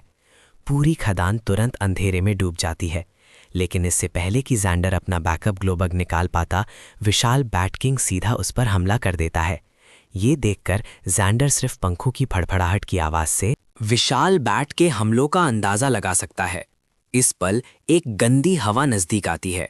जैंडर चुपचाप अपने मन में समय गिनता है। अब स्पेक्ट्रल वेनम अचानक एक्टिव हो जाता है और जैंडर के हाथ में लोहे का भाला जलते हुए लपटों से भर जाता है। ठीक अपने सामने के विशाल बैट किंग पर बुरी तरह से वार करता है। जैसे ही 2 प्रॉम्प्ट्स दिखते हैं, विशाल बैट के शरीर पर तुरंत आग लग जाती है। इस बार देखते हैं कहां भागते हो। बैट किंग का हेल्थ बार आधे से नीचे जाते देख जैंडर तुरंत बीस्ट ब्लड का सर्ज एक्टिव करता है और एक शक्ति की लहर तुरंत उसके शरीर में दौड़ जाती है। कॉप्स वेनम बैट किंग एक चीख मारता है और ये बॉस जिसने त्यक्त खदान पर राज किया था, आखिरकार जैंडर के भाले के नीचे गिर जाता है। उसी समय कॉप्स वेनम बैट किंग के शरीर से एसेंस की एक और लहर निकलती है। कॉप्स वेनम बैट किंग के एसेंस का बलिदान दो। जैंडर तुरंत बलिदान अनुष्ठान करता है। कॉप्स वेनम बैट किंग का एसेंस सफलतापूर्वक बलिदान हो गया। टैलेंट ट्रेट प्राप्त हुआ, sonic detection, B rank sonic detection. Zander एक पल हैरान रह जाता है। ये उम्मीद नहीं थी कि वो सच में विशाल कॉप्स वेनम बैट किंग से ये गुण प्राप्त करेगा। कोई आश्चर्य नहीं कि उस अंधेरी भूमिगत खदान में कॉप्स वेनम बैट किंग उस पर इतनी सटीकता से हमला कर पाया था। सोनिक डिटेक्शन की जांच करने पर वो देखता है कि ये बी रैंक स्किल अब उसकी स्किल लिस्ट में है। सोनिक डिटेक्शन आसपास के वातावरण और दुश्मनों की लगभग स्थितियों का पता लगाने के लिए उच्च आवृत्ति ध्वनि तरंगें उत्सर्जित करता है। प्रभावी सीमा 30 मीटर। इस पल जैंडर के सामने अचानक एक प्रॉम्प्ट दिखता है। आपके पास 135 एसेंस पॉइंट्स हैं, स्किल को मजबूत करें। तभी उसे याद आता है कि उसने काफी एसेंस पॉइंट्स जमा कर लिए हैं। अब एक स्किल को मजबूत करने का समय है। जैंडर पहले सोनिक डिटेक्शन को मजबूत करने का फैसला करता है, क्योंकि ये स्किल उसके आसपास दिखने वाले मॉन्स्टर्स का पहले से पता लगा सकती है। इसे लगातार 2 बार मजबूत करने के बाद सोनिक डिटेक्शन सीधा S rank ultrasonic enemy lock में अपडेट हो जाता है। असर मनुष्यों द्वारा ना सुनी जा सकने वाली अल्ट्रासोनिक तरंगे उच्च आवृत्ति स्पंदनों में उत्सर्जित करता है।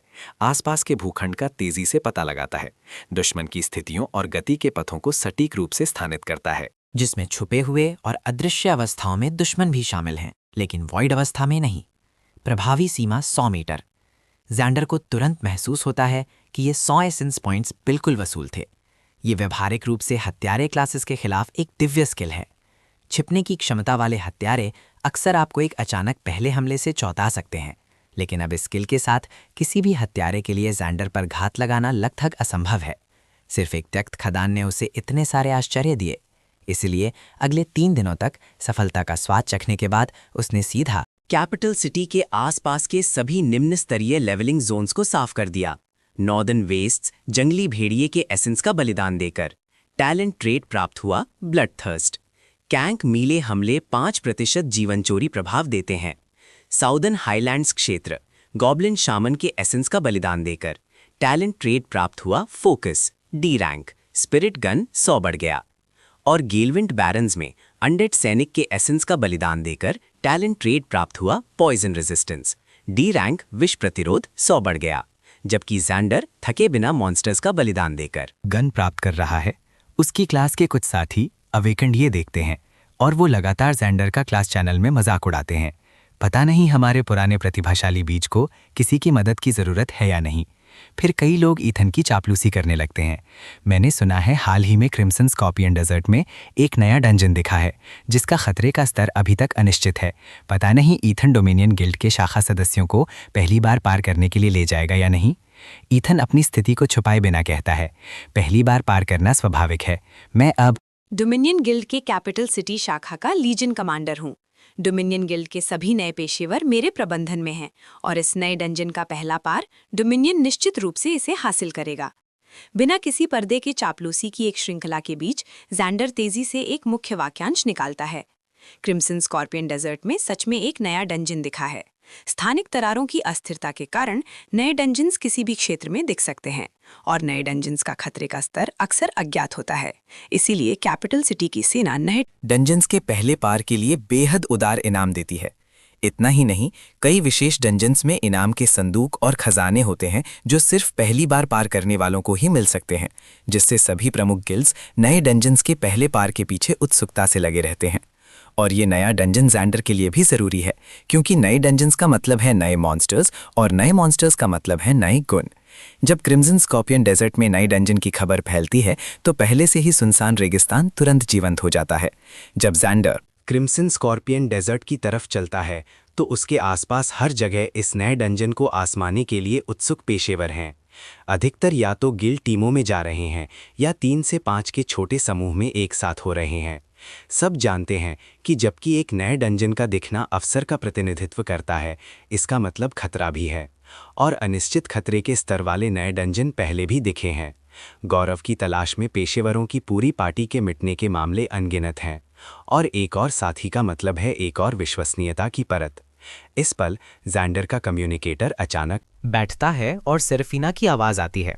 जैंडर, क्या तुमने क्रिम्सन स्कॉर्पियन डेजर्ट में दिखने वाले नए डंजन के बारे में सुना है? जैंडर तुरंत जवाब देता है, मैं रास्ते में हूँ, तुम भी आ रही हो क्या? सेरेफिना दूसरी तरफ से लगभग तुरंत जवाब देती है, मैं आना चाहती हूँ, लेकिन आज मुझे गिल्ड बनाने की मंजूरी की प्रक्रिया करनी है और फिर कुछ भर्ती के मामले देखने हैं। मैंने सुना है ब्लैक हॉक और डोमिनियन गिल्ड्स भी क्रिम्सन स्कॉर्पियन डेजर्ट गए हैं, इसीलिए अकेले में सावधान रहना। ठीक है, जैंडर सरल रूप से एक शब्द से जवाब देता है और सेरेफिना कोई और संदेश नहीं भेजती। इस समय जैंडर धीरे धीरे क्रिम्सन स्कॉर्पियन डेजर्ट की गहराइयों में पहुंच चुका है। जानकारी के अनुसार नए डंजन के दिखने वाले स्थान के नज़दीक और नज़दीक। दूर से देखने पर आगे पहले ही काफ़ी भीड़ जमा हो चुकी है। डंजन पहले पीली रेत के नीचे दफन एक प्राचीन मकबरा था। कहा जाता है कि कुछ दिन पहले तेज़ हवाओं के रेत को उड़ा ले जाने से ये सामने आया था, इस भूमिगत मकबरे के प्रवेश द्वार को प्रकट करते हुए। लूलन के जनरल का मकबरा। खतरे का स्तर अज्ञात। इस समय जैंडर को कई परिचित चेहरे दिखते हैं। यकीनन डोमिनियन गिल्ड्स का ईथन पहले ही पहुंच चुका है। इस पल जैंडर के पीछे से एक तीखी आवाज आती है, जैंडर, तुम यहाँ क्या कर रहे हो? जैंडर मुड़कर देखता है और देखता है कि बोलने वाला उसका पुराना डेस्कमेट विलो मिस्ट है। विलो मिस्ट के शब्दों से जैंडर तुरंत भीड़ का केंद्र बन जाता है और एक ही पल में हर कोई उसका मजाक उड़ाने लगता है। यहाँ तक कि ईथन भी अपना हथियार निकालकर जैंडर पर तेजी से तान देता है। ये एक लंबी तलवार है, कम से कम गोल्ड टियर उपकरण। ब्लेड पाले जैसे संघनन से ढका हुआ है, ठीक S rank Frost blade swordsman class का टैलेंट स्किल।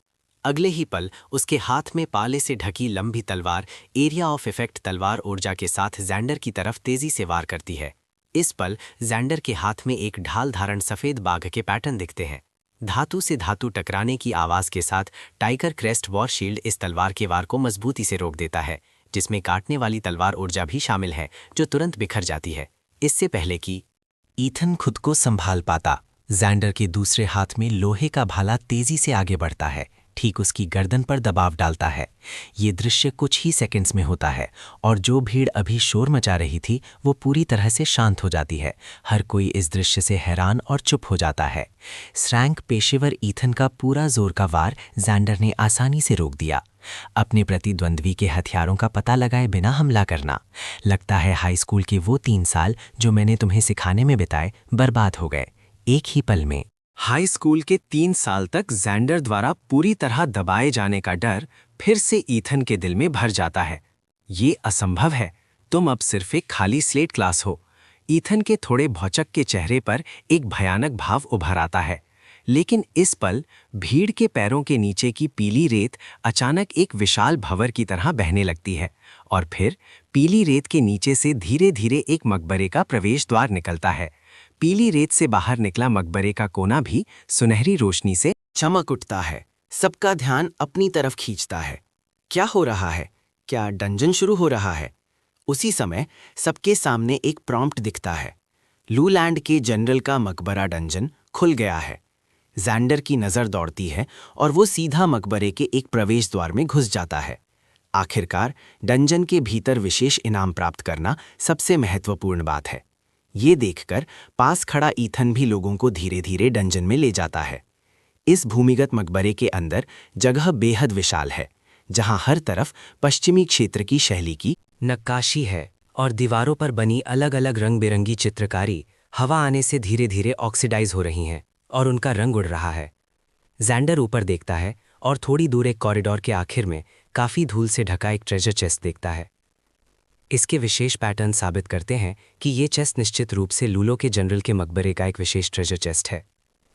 लेकिन जैंडर लापरवाही से काम नहीं करता, बल्कि अल्ट्रासोनिक एनिमी लग को एक्टिव करता है। ना सुनाई देने वाली हाई फ्रीक्वेंसी अल्ट्रासोनिक तरंगे तुरंत उस पतले कॉरिडोर में गूंजती हैं और जल्द ही वापस आती हैं। परिणाम, जैंडर के आसपास अचानक 3 लाल बिंदु दिखते हैं। लगता है उसके अलावा आसपास 3 और लोग हैं। यकीनन कुछ सेकंड्स बाद पीछे से कदमों की आवाज आती है। आने वाले तीनों लोग असल में एक ही यूनिफॉर्म पहने हुए हैं। सभी की छाती पर एक विशेश प्रतीक है, अस्योर स्काई, और वो भी अपने ठीक सामने जैंडर को देख लेते हैं। उन तीनों लोगों की आंखों में तुरंत थकान दिखती है, खासकर तब जब उनका नेता चश्मा पहने एक युवा आदमी कॉरिडोर के दूर आखिर में उस ट्रेजर चेस्ट को भी देखता है। वो तीनों तुरंत एक दूसरे को देखते हैं, अपने हथियार निकालते हैं और चुपचाप जैंडर को घेर लेते हैं। सुनो, ये चेस्ट तुम्हारे लेने के लिए नहीं है। अगर तुम अपनी भलाई चाहते हो तो दफा हो जाओ। चश्मा पहने नेता कठोरता से कहता है। अपने हाथ में एक चमकती हुई डैगर उठाता है और जैंडर की तरफ इशारा करता है। इस व्यक्ति की क्लास हत्यारा होनी चाहिए, जबकि चश्मे वाले आदमी के बगल में दूसरे 2 क्रमशः एक जादूगर और एक तलवार और ढाल योद्धा हैं। जैंडर अंदर ही अंदर मुस्कुराता है। डंजन्स में चीजें बिना मालिक की होती हैं, सिर्फ पहले आओ पहले पाओ के सिद्धांत का पालन करती हैं, या जिसकी मुट्ठी ज्यादा मजबूत होती है वो उसे पाता है। लेकिन इतने साफ दिखने वाले कॉरिडोर के आखिर में रखा ये चेस्ट शायद इतनी आसानी से नहीं मिलेगा। जैंडर बस एक तरफ हट जाता है, ट्रेजर चेस्ट का रास्ता दे देता है, फिर मुड़कर दूसरी दिशा में सीढ़ियों की तरफ चलता है। इस कोने की सीढ़ियों से ऊपर जाने पर प्लेटफॉर्म की दूसरी मंजिल आती है, जहां से नीचे का कॉरिडोर साफ दिखता है। जैंडर को अपनी नजरों से ओझल होते देख चश्मे वाला आदमी और उसके 2 साथी आगे बढ़ना शुरू करते हैं। बिना सोचे समझे आगे नहीं बढ़ते, बल्कि अकेले फ्रंटलाइन योद्धा को ढाल उठाकर आगे चलने देते हैं, जबकि बाकी उसके पीछे छिपते हैं, कॉरिडोर के किनारे से आगे बढ़ते हुए। तभी सबसे आगे चल रहा एक बड़ी ढाल वाला योद्धा अचानक रुक जाता है और एक ही पल में कॉरिडोर के दोनों छोरों से अनगिनत जहरीले तीर चलते हैं, जिससे योद्धा घबराकर अपनी ढाल को रोकने के लिए ऊपर उठाता है। लेकिन उसके पीछे का जादूगर समय पर बच नहीं पाता और उसके पैर में एक तीर लग जाता है। अपने लगातार कम होते हेल्थ बार को देखकर वो जल्दी से एक एंटीडोट पोशन पीता है। आखिरकार समय पर जहर के प्रभाव को रोक देता है। तभी आगे कॉरिडोर का संगमरमर का फर्श अचानक धंस जाता है और आगे वाले योद्धा का पैर फिसल जाता है और वो गिर जाता है, नीचे नुकीले जालों की पंक्तियों को देखते हुए। खुशकिस्मती से योद्धा तेजी से प्रतिक्रिया करता है, दोनों हाथों से पीछे के फर्श को पकड़ लेता है। इस पल पीछे चश्मे वाला आदमी अपने साथी की मदद के लिए हाथ नहीं बढ़ाता, बल्कि अचानक इस जाल के ऊपर से कूद जाता है, कॉरिडोर के आखिर में। ट्रेजर चेस्ट की तरफ दौड़ते हुए, भाइयों, मुझे देखने दो कि तुम्हारे लिए इस चेस्ट में क्या है। उसकी आंखें अनंत लालच से भरी हैं। जब योद्धा की ताकत जवाब देने वाली होती है, ज़ैंडर, जो किनारे पर इंतजार कर रहा था, सही समय पर हस्तक्षेप करके उन दोनों को बचा लेता है। अपनी ढाल और कवच उतारो, जान या उपकरण तुम्हारी पसंद। योद्धा ओवेन रीड तुरंत दर्जनों पाउंड वजन की ढाल फेंक देता है और अपने सभी उपकरण उतार देता है। फिर जादूगर की मदद से सफलतापूर्वक ऊपर चढ़ जाता है। दूसरी तरफ चश्मे वाला मार्कस थॉर्न पहले ही ट्रेजर चेस्ट तक पहुंच चुका है और कुशल रूप से उसे खोलना शुरू कर देता है। भले ही उन दोनों को गुस्सा आता है, ज़ैंडर फिर भी उन्हें तसल्ली देता है, चिंता मत करो, ये इतना आसान नहीं है। दूसरी मंजिल के प्लेटफॉर्म पर अपनी जगह से वो साफ देखता है कि कॉरिडोर के आखिर में ट्रेजर चेस्ट के पीछे एक बेहद सूक्ष्म टेलीपोर्टेशन अरे छिपा है। अगर उसका अनुमान सही है तो इस टेलीपोर्टेशन अरे को शुरू करने की शर्त चेस्ट को खोलना है, और मार्कस थॉर्न, जो लालच भरे भाव के साथ चेस्ट के सामने बैठा है, इसे पूरी तरह अनजान है। उसके सामने का चेस्ट खुल जाता है, जिसमें एक अंगूठी दिखती है और उसके अलावा एक बेहद कीमती एक्सेसरी उपकरण भी। लेकिन जैसे ही उसका हाथ चेस्ट में जाता है, चेस्ट के नीचे का टेलीपोर्टेशन अरे एक्टिव हो जाता है, जो तुरंत उसे वहां खींच लेता है। अगले ही पल वो वापस उस नुकीले जाल पर टेलीपोर्ट हो जाता है। वो जाल के किनारे को जोर से पकड़ता है, फिर अपने साथियों की तरफ चिल्लाता है, मेरी मदद करो। लेकिन सिर्फ 2 ठंडी नजरें उसे जवाब देती हैं, तुम्हें बचाने की कोई जरूरत नहीं है, गुड लक, तुम नीच डस्ट। ओवेन रीड अपने साथी फीलिक्स वॉर्ड का हाथ पकड़ता है, जाने के लिए मुड़ता है और जाने से पहले कृतज्ञता से दूसरी मंजिल के प्लेटफॉर्म पर ज़ैंडर को देखता है, अपने हाथ जोड़ते हुए। तुम्हारी महान कृपा के लिए धन्यवाद। बिना उपकरण के इस डंजन में और ज़्यादा देर तक रुकना आत्महत्या होगी, इसीलिए मैं पहले जाऊंगा। मेरा नाम ओवेन रीड है। जब हम कैपिटल सिटी लौटेंगे तो मैं ज़रूर तुम्हें खाना खिलाऊंगा। ये कहने के बाद वो दोनों मुड़कर चले जाते हैं। इस समय तक चेस्ट के नीचे का टेलीपोर्टेशन अरे पहले ही नष्ट हो चुका है, साफ तौर पर एक बार इस्तेमाल होने वाला अरे, और ज़ैंडर पहले ही रस्सी का इस्तेमाल करके चेस्ट तक पहुंच चुका है। फिर धीरे से अंदर से अंगूठी उठाता है और उसे सीधे पहन लेता है। अंगूठी के गुण तुरंत उसके सामने दिखते हैं। Geed treasury ring, level requirement 20। विवरण: लूलैंड के जनरल के परिवार का एक संग्रह जो लूलन राज्य के अनोखे जेड से बना है, पूरी तरह क्लियर। इसे पहनने से ताजगी का एहसास होता है और ये जनरल के मकबरे को खोलने की चाबी है। गुण: स्पिरिट 5 बढ़ गया, स्ट्रेंथ 5 बढ़ गया। अतिरिक्त गुण: मानसिक स्पष्टता, स्टन रेजिस्टेंस 35% बढ़ गया। जेड ट्रेजरी रिंग प्राप्त करने के बाद ज़ैंडर एक बार फिर प्लेटफॉर्म से लटकी रस्सी पर झूलकर कॉरिडोर के प्रवेश द्वार तक जाता है। अपने पैरों पर एक हाथ से लटके बुरी तरह भीख मांगते मार्कस थॉर्न को देखकर ज़ैंडर धीरे धीरे आगे बढ़ता है। जैसे ही वो उसे ऊपर खींचने के लिए अपना हाथ बढ़ाने वाला होता है, वो देखता है कि मार्कस थॉर्न के दूसरे हाथ में डैगर अचानक उसकी तरफ आता है। लेकिन धातु से धातु टकराने की आवाज के साथ उसके हाथ में पकड़ा डैगर सफेद बाग के पैटर्न वाली ढाल द्वारा मजबूती से रोक दिया जाता है। ज़ैंडर ठंडी मुस्कान के साथ मुस्कुराता है। अगले ही पल ज़ैंडर उसे जोर से नीचे लात मारता है और मैसिव डैमेज नंबर्स निकलते हैं। मार्कस थॉर्न अब एक ठंडी लाश बन चुका है। इस पल ज़ैंडर पूरी तरह हैरान होने का भाव दिखाता है, क्योंकि मार्कस थॉर्न के शरीर से सच में एसेंस निकलता है। फिर एक प्रॉम्प्ट जो ज़ैंडर के पूरे शरीर को कंपा देता है उसके सामने आता है। मानव पेशेवर मार्कस। थॉर्न के एसेंस का बलिदान दो। मानव पेशेवर भी मारे जाने के बाद एसेंस छोड़ते हैं। ज़ैंडर हैरान हुए बिना नहीं रह पाता, क्योंकि ये ना सिर्फ एक बड़ी खोज है, बल्कि ज़ैंडर की नैतिकता के लिए भी एक चुनौती है, जो खुद को एक इंसान मानता है। अगर मानव पेशेवरों का भी बलिदान दिया जा सकता है, तो क्या इसका मतलब ये है कि कोई भी मजबूत बनने के लिए किसी भी तरीके का इस्तेमाल कर सकता है? अपने सामने इस प्रॉम्प्ट को देखकर ज़ैंडर चुनने से पहले एक पल के लिए हिचकिचाता है। जैसे ही जाल के अंदर से एसेंस हवा में तैरता है और ज़ैंडर के शरीर में घुल जाता है, एक प्रॉम्प्ट भी दिखता है। पेशेवर मार्कस थॉर्न का एसेंस सफलतापूर्वक बलिदान हो गया। स्किल प्राप्त हुई, लॉक पिकिंग, रैंक टियर 1। ये lock picking skill team dungeon runs के लिए ज़रूरी है और हत्यारा और चोर क्लासेस के महत्वपूर्ण मूल्यों में से एक है। और अब ये सोलो खिलाड़ी ज़ैंडर के लिए एक बड़ी संपत्ति बन गई है। उस कॉरिडोर को छोड़ने के कुछ देर बाद ज़ैंडर को एक बार फिर अल्ट्रासोनिक एनिमी लॉक के जरिए आसपास पेशोरों की एक टीम मिलती है, जिन्होंने शायद जनरल के मकबरे के अंदर मॉन्स्टर्स का सामना किया है। जैंडो आवाज का पीछा करते हुए चुपचाप नजदीक जाता है और देखता है कि पेशेवरों की ये टीम मकबरे के एक साइड हॉल में घुस गई है। टीम में कुल 5 लोग हैं, जिसमें फ्रंटलाइन डैमेज डीलर्स, हीलर्स और सपोर्ट क्लासेस सब पूरे हैं और काफी अच्छी तरह से तालमेल बिठा रहे हैं। फिलहाल उन मॉन्स्टर से लड़ रहे हैं जो विशाल कनखजूरे जैसे दिखते हैं। ये कनखजूरे पहरेदार एक इंसान जितने लंबे, खड़े विशाल राक्षस कीड़े जैसे हैं जो रोंगटे खड़े कर देने वाले लगते हैं। लेकिन पेशेवरों की इस टीम के तालमेल के साथ काम करने से एक साथ 2 पहरेदारों का सामना करने पर भी कोई अफरा तफरी नहीं होती। इस बीच जैंडर को थोड़ी दूर एक अकेला कंखाजुरा पहरेदार मिलता है, इसीलिए अपना भाला पकड़े हुए वो सीधा उस पर वार करता है। जैंडर के भाले का वार साफ तौर पर नोक पर रुका हुआ महसूस होता है और फिर एक डैमेज नंबर आता है जो जैंडर की उम्मीद से कहीं कम है। हल्की रोशनी में जैंडर साफ देखता है कि कंखाजुरे पहरेदार के अंगों के अंदर असल में कवच है, जैसे मांस में उगा हो, जो उसकी सबसे ठोस रक्षा बन गया है। और जैंडर का भाला इस कवच के स्केल्स में से एक पर लगा, जिससे पूरा आधा डैमेज रुक गया। मांस में उगा कवच। जैंडर याद किए बिना नहीं रह पाता कि ये कनखजूरे पहरेदार लुलान लोगों द्वारा जादू टोने और श्राप का इस्तेमाल करके बनाए गए मॉन्स्टर्स हैं, जिन्हें हमेशा के लिए लुलान के जनरल के मकबरे की रक्षा के लिए इस मकबरे में सील किया गया है।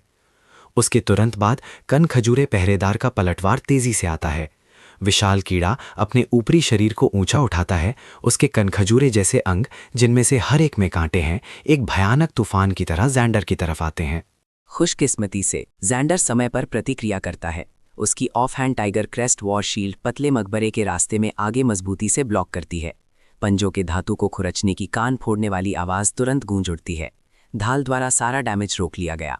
उन कांटे वाले अंगों से अचानक काली भाप निकलने लगती है, जो जैंडर के सामने धुएं की तरह फैल जाती है। क्या ये जहर है? जैंडर का दिल तुरंत सख्त हो जाता है।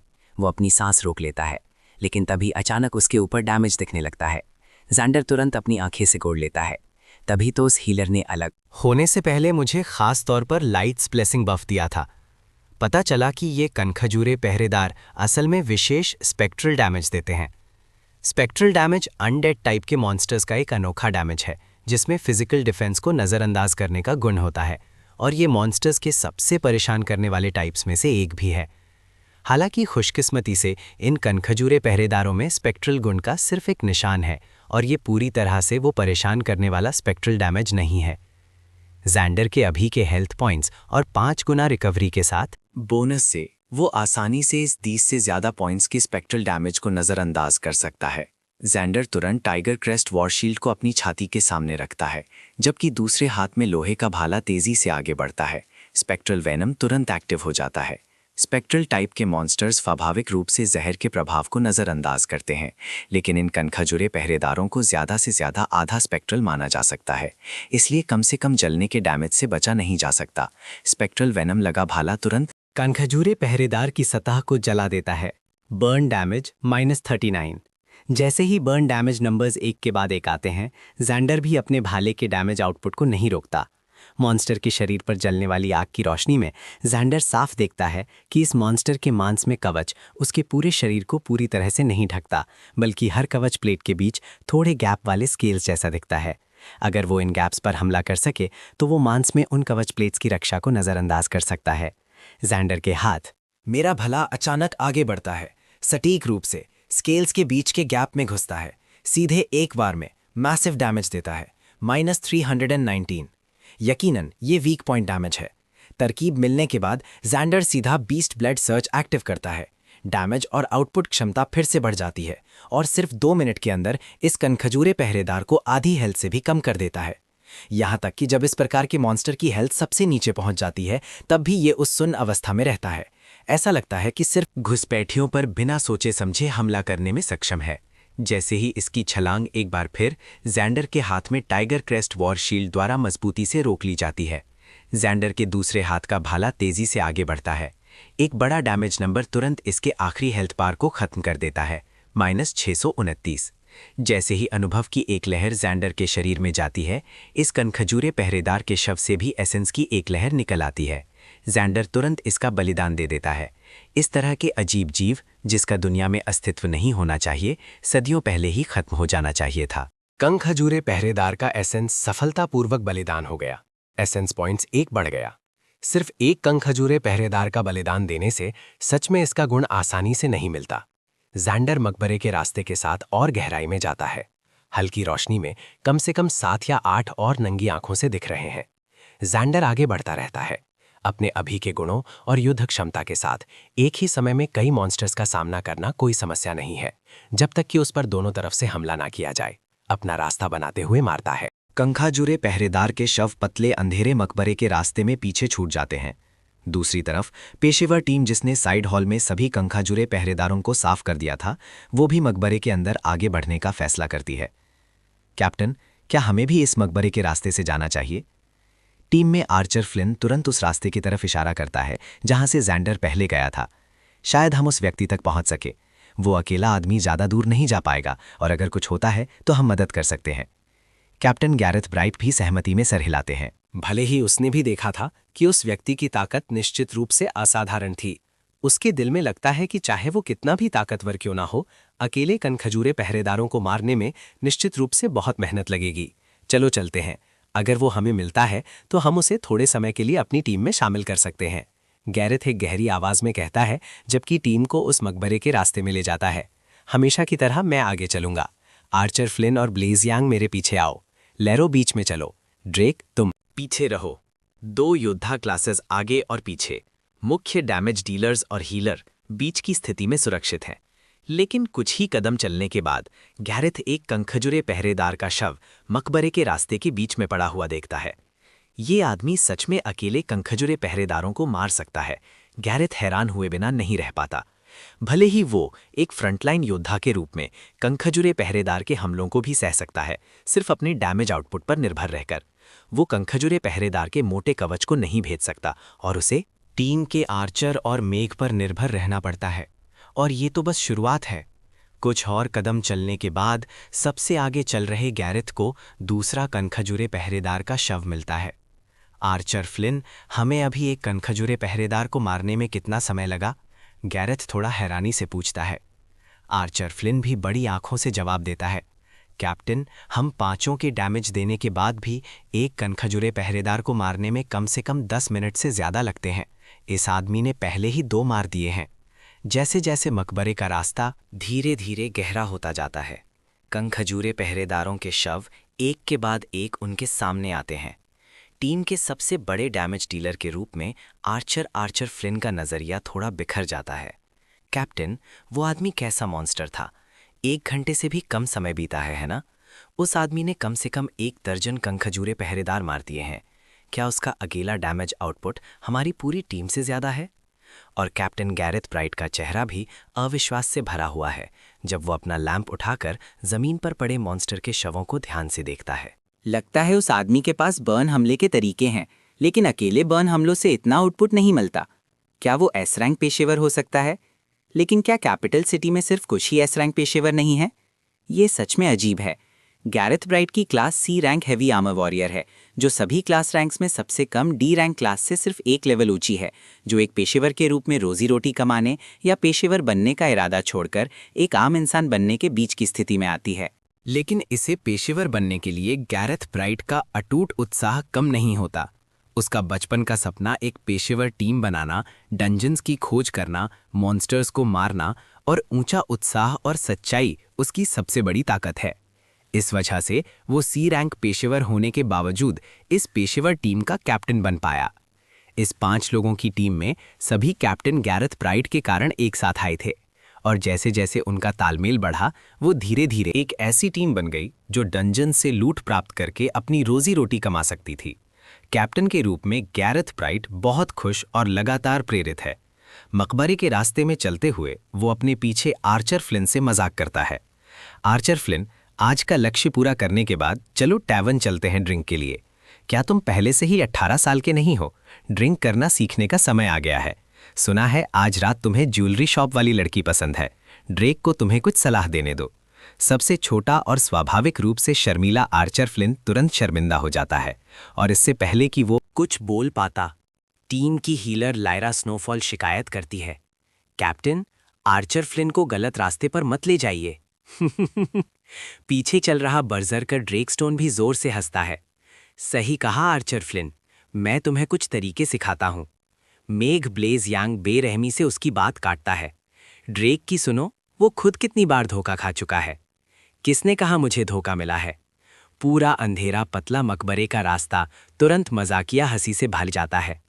भले ही आर्चर फ्लिन का चेहरा लाल है, उसके होठों के कोनों पर हल्की सी मुस्कान है। उसे ये माहौल सच में पसंद है। आर्चर फ्लिन अपना सर घुमाता है, ड्रेक को देखकर मुस्कुराता है। टीम के आखिर में उसका मजाक उड़ाया जा रहा है। तभी अचानक आर्चर क्लास द्वारा दी गई तेज समझ उसे ड्रेक के पीछे एक साया जैसा कुछ दिखाती है। ड्रेक, अपने पीछे देखो! आर्चर फ्लिन जल्दी में चिल्लाता है, लेकिन तब तक बहुत देर हो चुकी होती है। वो अपनी आंखों से देखता है ड्रेक को, जो अभी भी उसे देख रहा था और मुस्कुरा रहा था। उसकी छाती एक काली डैगर से छिद जाती है। एक बड़ा डैमेज नंबर ड्रेक के शरीर से निकलता है। उसका हेल्थ बार लगभग तुरंत एक मामूली से हिस्से में कम हो जाता है। इस समय कैप्टन गैरेथ ब्राइट और आगे चल रहे दूसरे लोग आर्चर फ्लिन की डर भरी चीख सुनते हैं, मुड़कर देखते हैं और ठीक समय पर इस दर्दनाक दृश्य को देखते हैं। हीलर लायरा स्नोफॉल, जो ड्रेक के ठीक बगल में है, डर के मारे घबरा जाती है। जल्दी से अपना स्टाफ उठाकर ड्रेक पर एक हीलिंग स्पेल कास्ट करती है। ड्रेक की हेल्थ मुश्किल से थोड़ी सी बढ़ती है। तभी अचानक उसके शरीर पर 2 और काली तलवारें चमकती हैं। 2 लगातार डैमेज नंबर्स आते हैं और उसकी आखिरी बची हुई हेल्थ तुरंत पूरी तरह खत्म हो जाती है। ड्रेक मर चुका है। उसे मुड़कर ये देखने का भी समय नहीं मिला कि उसकी छाती में घुसी काली डैगर का मालिक कौन था। कटे गए दौर वाली कठपुतली की तरह जमीन पर गिर पड़ता है। कौन? आर्चर फ्लिन इस दृश्य को अपनी आंखों से देखते हुए हैरान और डरा हुआ है। कांपते हाथों से वो एक तीर निकालता है। ड्रेक के पीछे के काले साए की तरफ निशाना लगाता है, लेकिन खाली हवा में तीर चला देता है। वो काला साया जिसने ड्रेक को मारा था, वहां अंधेरे मकबरे के रास्ते में फिर से गायब हो जाता है। कैप्टन के रूप में गैरेथ ब्राइट अपनी आंखों के सामने अपने टीम मेंबर को अचानक बेरहमी से मरते हुए देखते हैं और ढाल उठाकर और गिरे हुए ड्रेक की रक्षा करने के लिए उसकी तरफ दौड़ते हुए जोर से चिल्लाने से खुद को रोक नहीं पाते, लेकिन ड्रेक की सांस पहले ही रुक चुकी है। Archer Flint, illumination arrow! Gareth गुस्से में चिल्लाते हैं। आर्चर फ्लिन हल्की पीली रोशनी के साथ एक तीर चलाता है, जो तुरंत पूरे मकबरे के रास्ते को दिन की रोशनी की तरह रोशन कर देता है, लेकिन कुछ भी नहीं दिखता। तभी एक काला साया मकबरे के रास्ते की छत से किसी भूत की तरह नीचे गिरता है। इस बार टीम की अकेली हीलिंग क्लास को निशाना बनाता है। Healer Elara snowfall. एलारा, बच के! ये देखकर ब्लेज यांग अचानक एलारा को खींचता है, फिर अपने हाथ से एक आग का गोला फेंकता है। धमाकेदार आग का गोला काले साए पर फट जाता है, लेकिन एक ऐसे नंबर के साथ फटता है जो उसे थोड़ा निराश कर देता है। -315। एक हमला झेलने के बाद काला साया शायद अपनी नाकाम योजना से गुस्सा हो जाता है और मुड़ता है। हाथ में डागर ब्लेज यांग्स की छाती में घुस जाती है। अपनी छाती में तीखा दर्द महसूस करते हुए ब्लेज यांग उस काले साए के नीचे एक सफेद साफ चेहरा दिखता है, जो उस पर मुस्कुराता है। तुम्हें मारना भी काम आएगा। फिर उसके शरीर से मैसिव डैमेज निकलता है, -1332। एक कमज़ोर मेघ क्लास होने के नाते वो इतना ज़्यादा डैमेज नहीं झेल सकता, और वो काला साया एक बार हमला करता है और फिर से सबकी नज़रों से गायब हो जाता है। ब्लेज यांग भी मर चुका है। मरने से पहले वो एक वाक्य कहता है, कैप्टन, ये एक मानव पेशेवर है। गैरेथ ब्राइट की आंखें गुस्से से लगभग फट जाती हैं, उनका दिमाग सुन्न हो जाता है। सिर्फ कुछ ही सेकंड्स में ड्रेक मर चुका है और ब्लेज यांग भी मर चुका है। गुस्से से उसका दिमाग भर जाता है। फिर भी उसके दिल में डर और घबराहट का एक निशान आ जाता है। उसकी लंबी तलवार हवा में जोर से घूमती है, लेकिन खाली हवा से टकराती है। कौन हो तुम? लेकिन इस पल छुपा हुआ काला साया शायद खेलने से थक गया है और धीरे धीरे उनके सामने प्रकट होता है। ये एक युवा आदमी है जिसकी तिकोनी आंखें और सफ़ेद चेहरा है। उसकी शक्ल से लगता है कि उसकी उम्र आर्चर फ्लिन से ज़्यादा नहीं है। उसके हाथ में काली डैगर उसकी क्लास असासिन की पुष्टि करती है। वो युवा आदमी हैरान और डरे हुए गैरेट ब्राइट को किसी शिकार के साथ खेलने जैसे देखता है, फिर बुरी तरह मुस्कुराता है। क्यों? बेशक इसलिए क्योंकि तुम सब सिर्फ बेकार सी रैंक ट्रैश क्लासेस हो, जबकि मैं ए रैंक हूं। अगर मैं तुम्हें मारना चाहूं तो मैं मार दूंगा। गैरेथ ब्राइट का चेहरा गुस्से से भयानक हो जाता है, लेकिन उसके दिल में डर उभरने लगता है। एक ए रैंक असासिन पेशेवर की ताकत इतनी भयानक है। अब उनमें से सिर्फ 3 बचे हैं। वो मुकाबला नहीं कर सकते, बिल्कुल नहीं। एलआरए आर्चर फ्लिन, भागो। गैरेथ ब्राइट अचानक चिल्लाते हैं, ढाल को जोर से उस व्यक्ति की तरफ उठाकर एक गुस्से वाले सांड की तरह आगे बढ़ते हैं। सभी हमले के तरीकों को छोड़कर सिर्फ थोड़ा और समय लेने के लिए सबसे बुनियादी तरीके का इस्तेमाल करना चाहते हैं। कैप्टन लायरा स्नोफॉल चिल्लाती है, लेकिन आर्चर फ्लिन अचानक जागता है, याद करता है कि कैप्टन गैरेथ ब्राइट ने उन्हें क्या बताया था और लायरा स्नोफॉल को जोर से खींचकर मकबरे के रास्ते में गहराई में भागता है। आगे अभी भी कोई है जो शायद उन्हें बचा सके। मकबरे के रास्ते की गहराई में एक विशाल कनखजूरा पहरेदार धीरे से गिरता है और जैंडर कुशलता से अपने भाले को उसके शरीर से निकालता है। भूत जैसा एसेंस तुरंत पहरेदार के शव से निकलता है, जो पिछले पहरेदारों से कहीं ज्यादा गहरा है। लगता है ये आदमी एक एलीट लीडर है। कनखजूरे पहरेदार के एसेंस का बलिदान दो। जैंडर बाखूबी अपने भाले की नोक को उस एसेंस की तरफ ले जाता है और आखिरकार एक मधुर आवाज उसके कानों में गूंजती है। कनखजूरे सेंचुरियन का एसेंस सफलतापूर्वक बलिदान हो गया। टैलेंट रेट प्राप्त हुआ। स्पेक्ट्रल ग्रज स्ट्राइक आखिरकार मिल ही गया। जैंडर को इस नए गुण को ध्यान से देखने का समय नहीं मिलता, जबकि पीछे मकबरे के रास्ते से घबराहट और अफरा तफरी भरी कदमों की आवाज आती है। जैंडर सतर्क होकर मुड़ता है और देखता है कि आने वाली लड़की असल में उस पेशेवर टीम की हीलर है जिससे वो पहले मिला था, लीरा स्नोफॉल।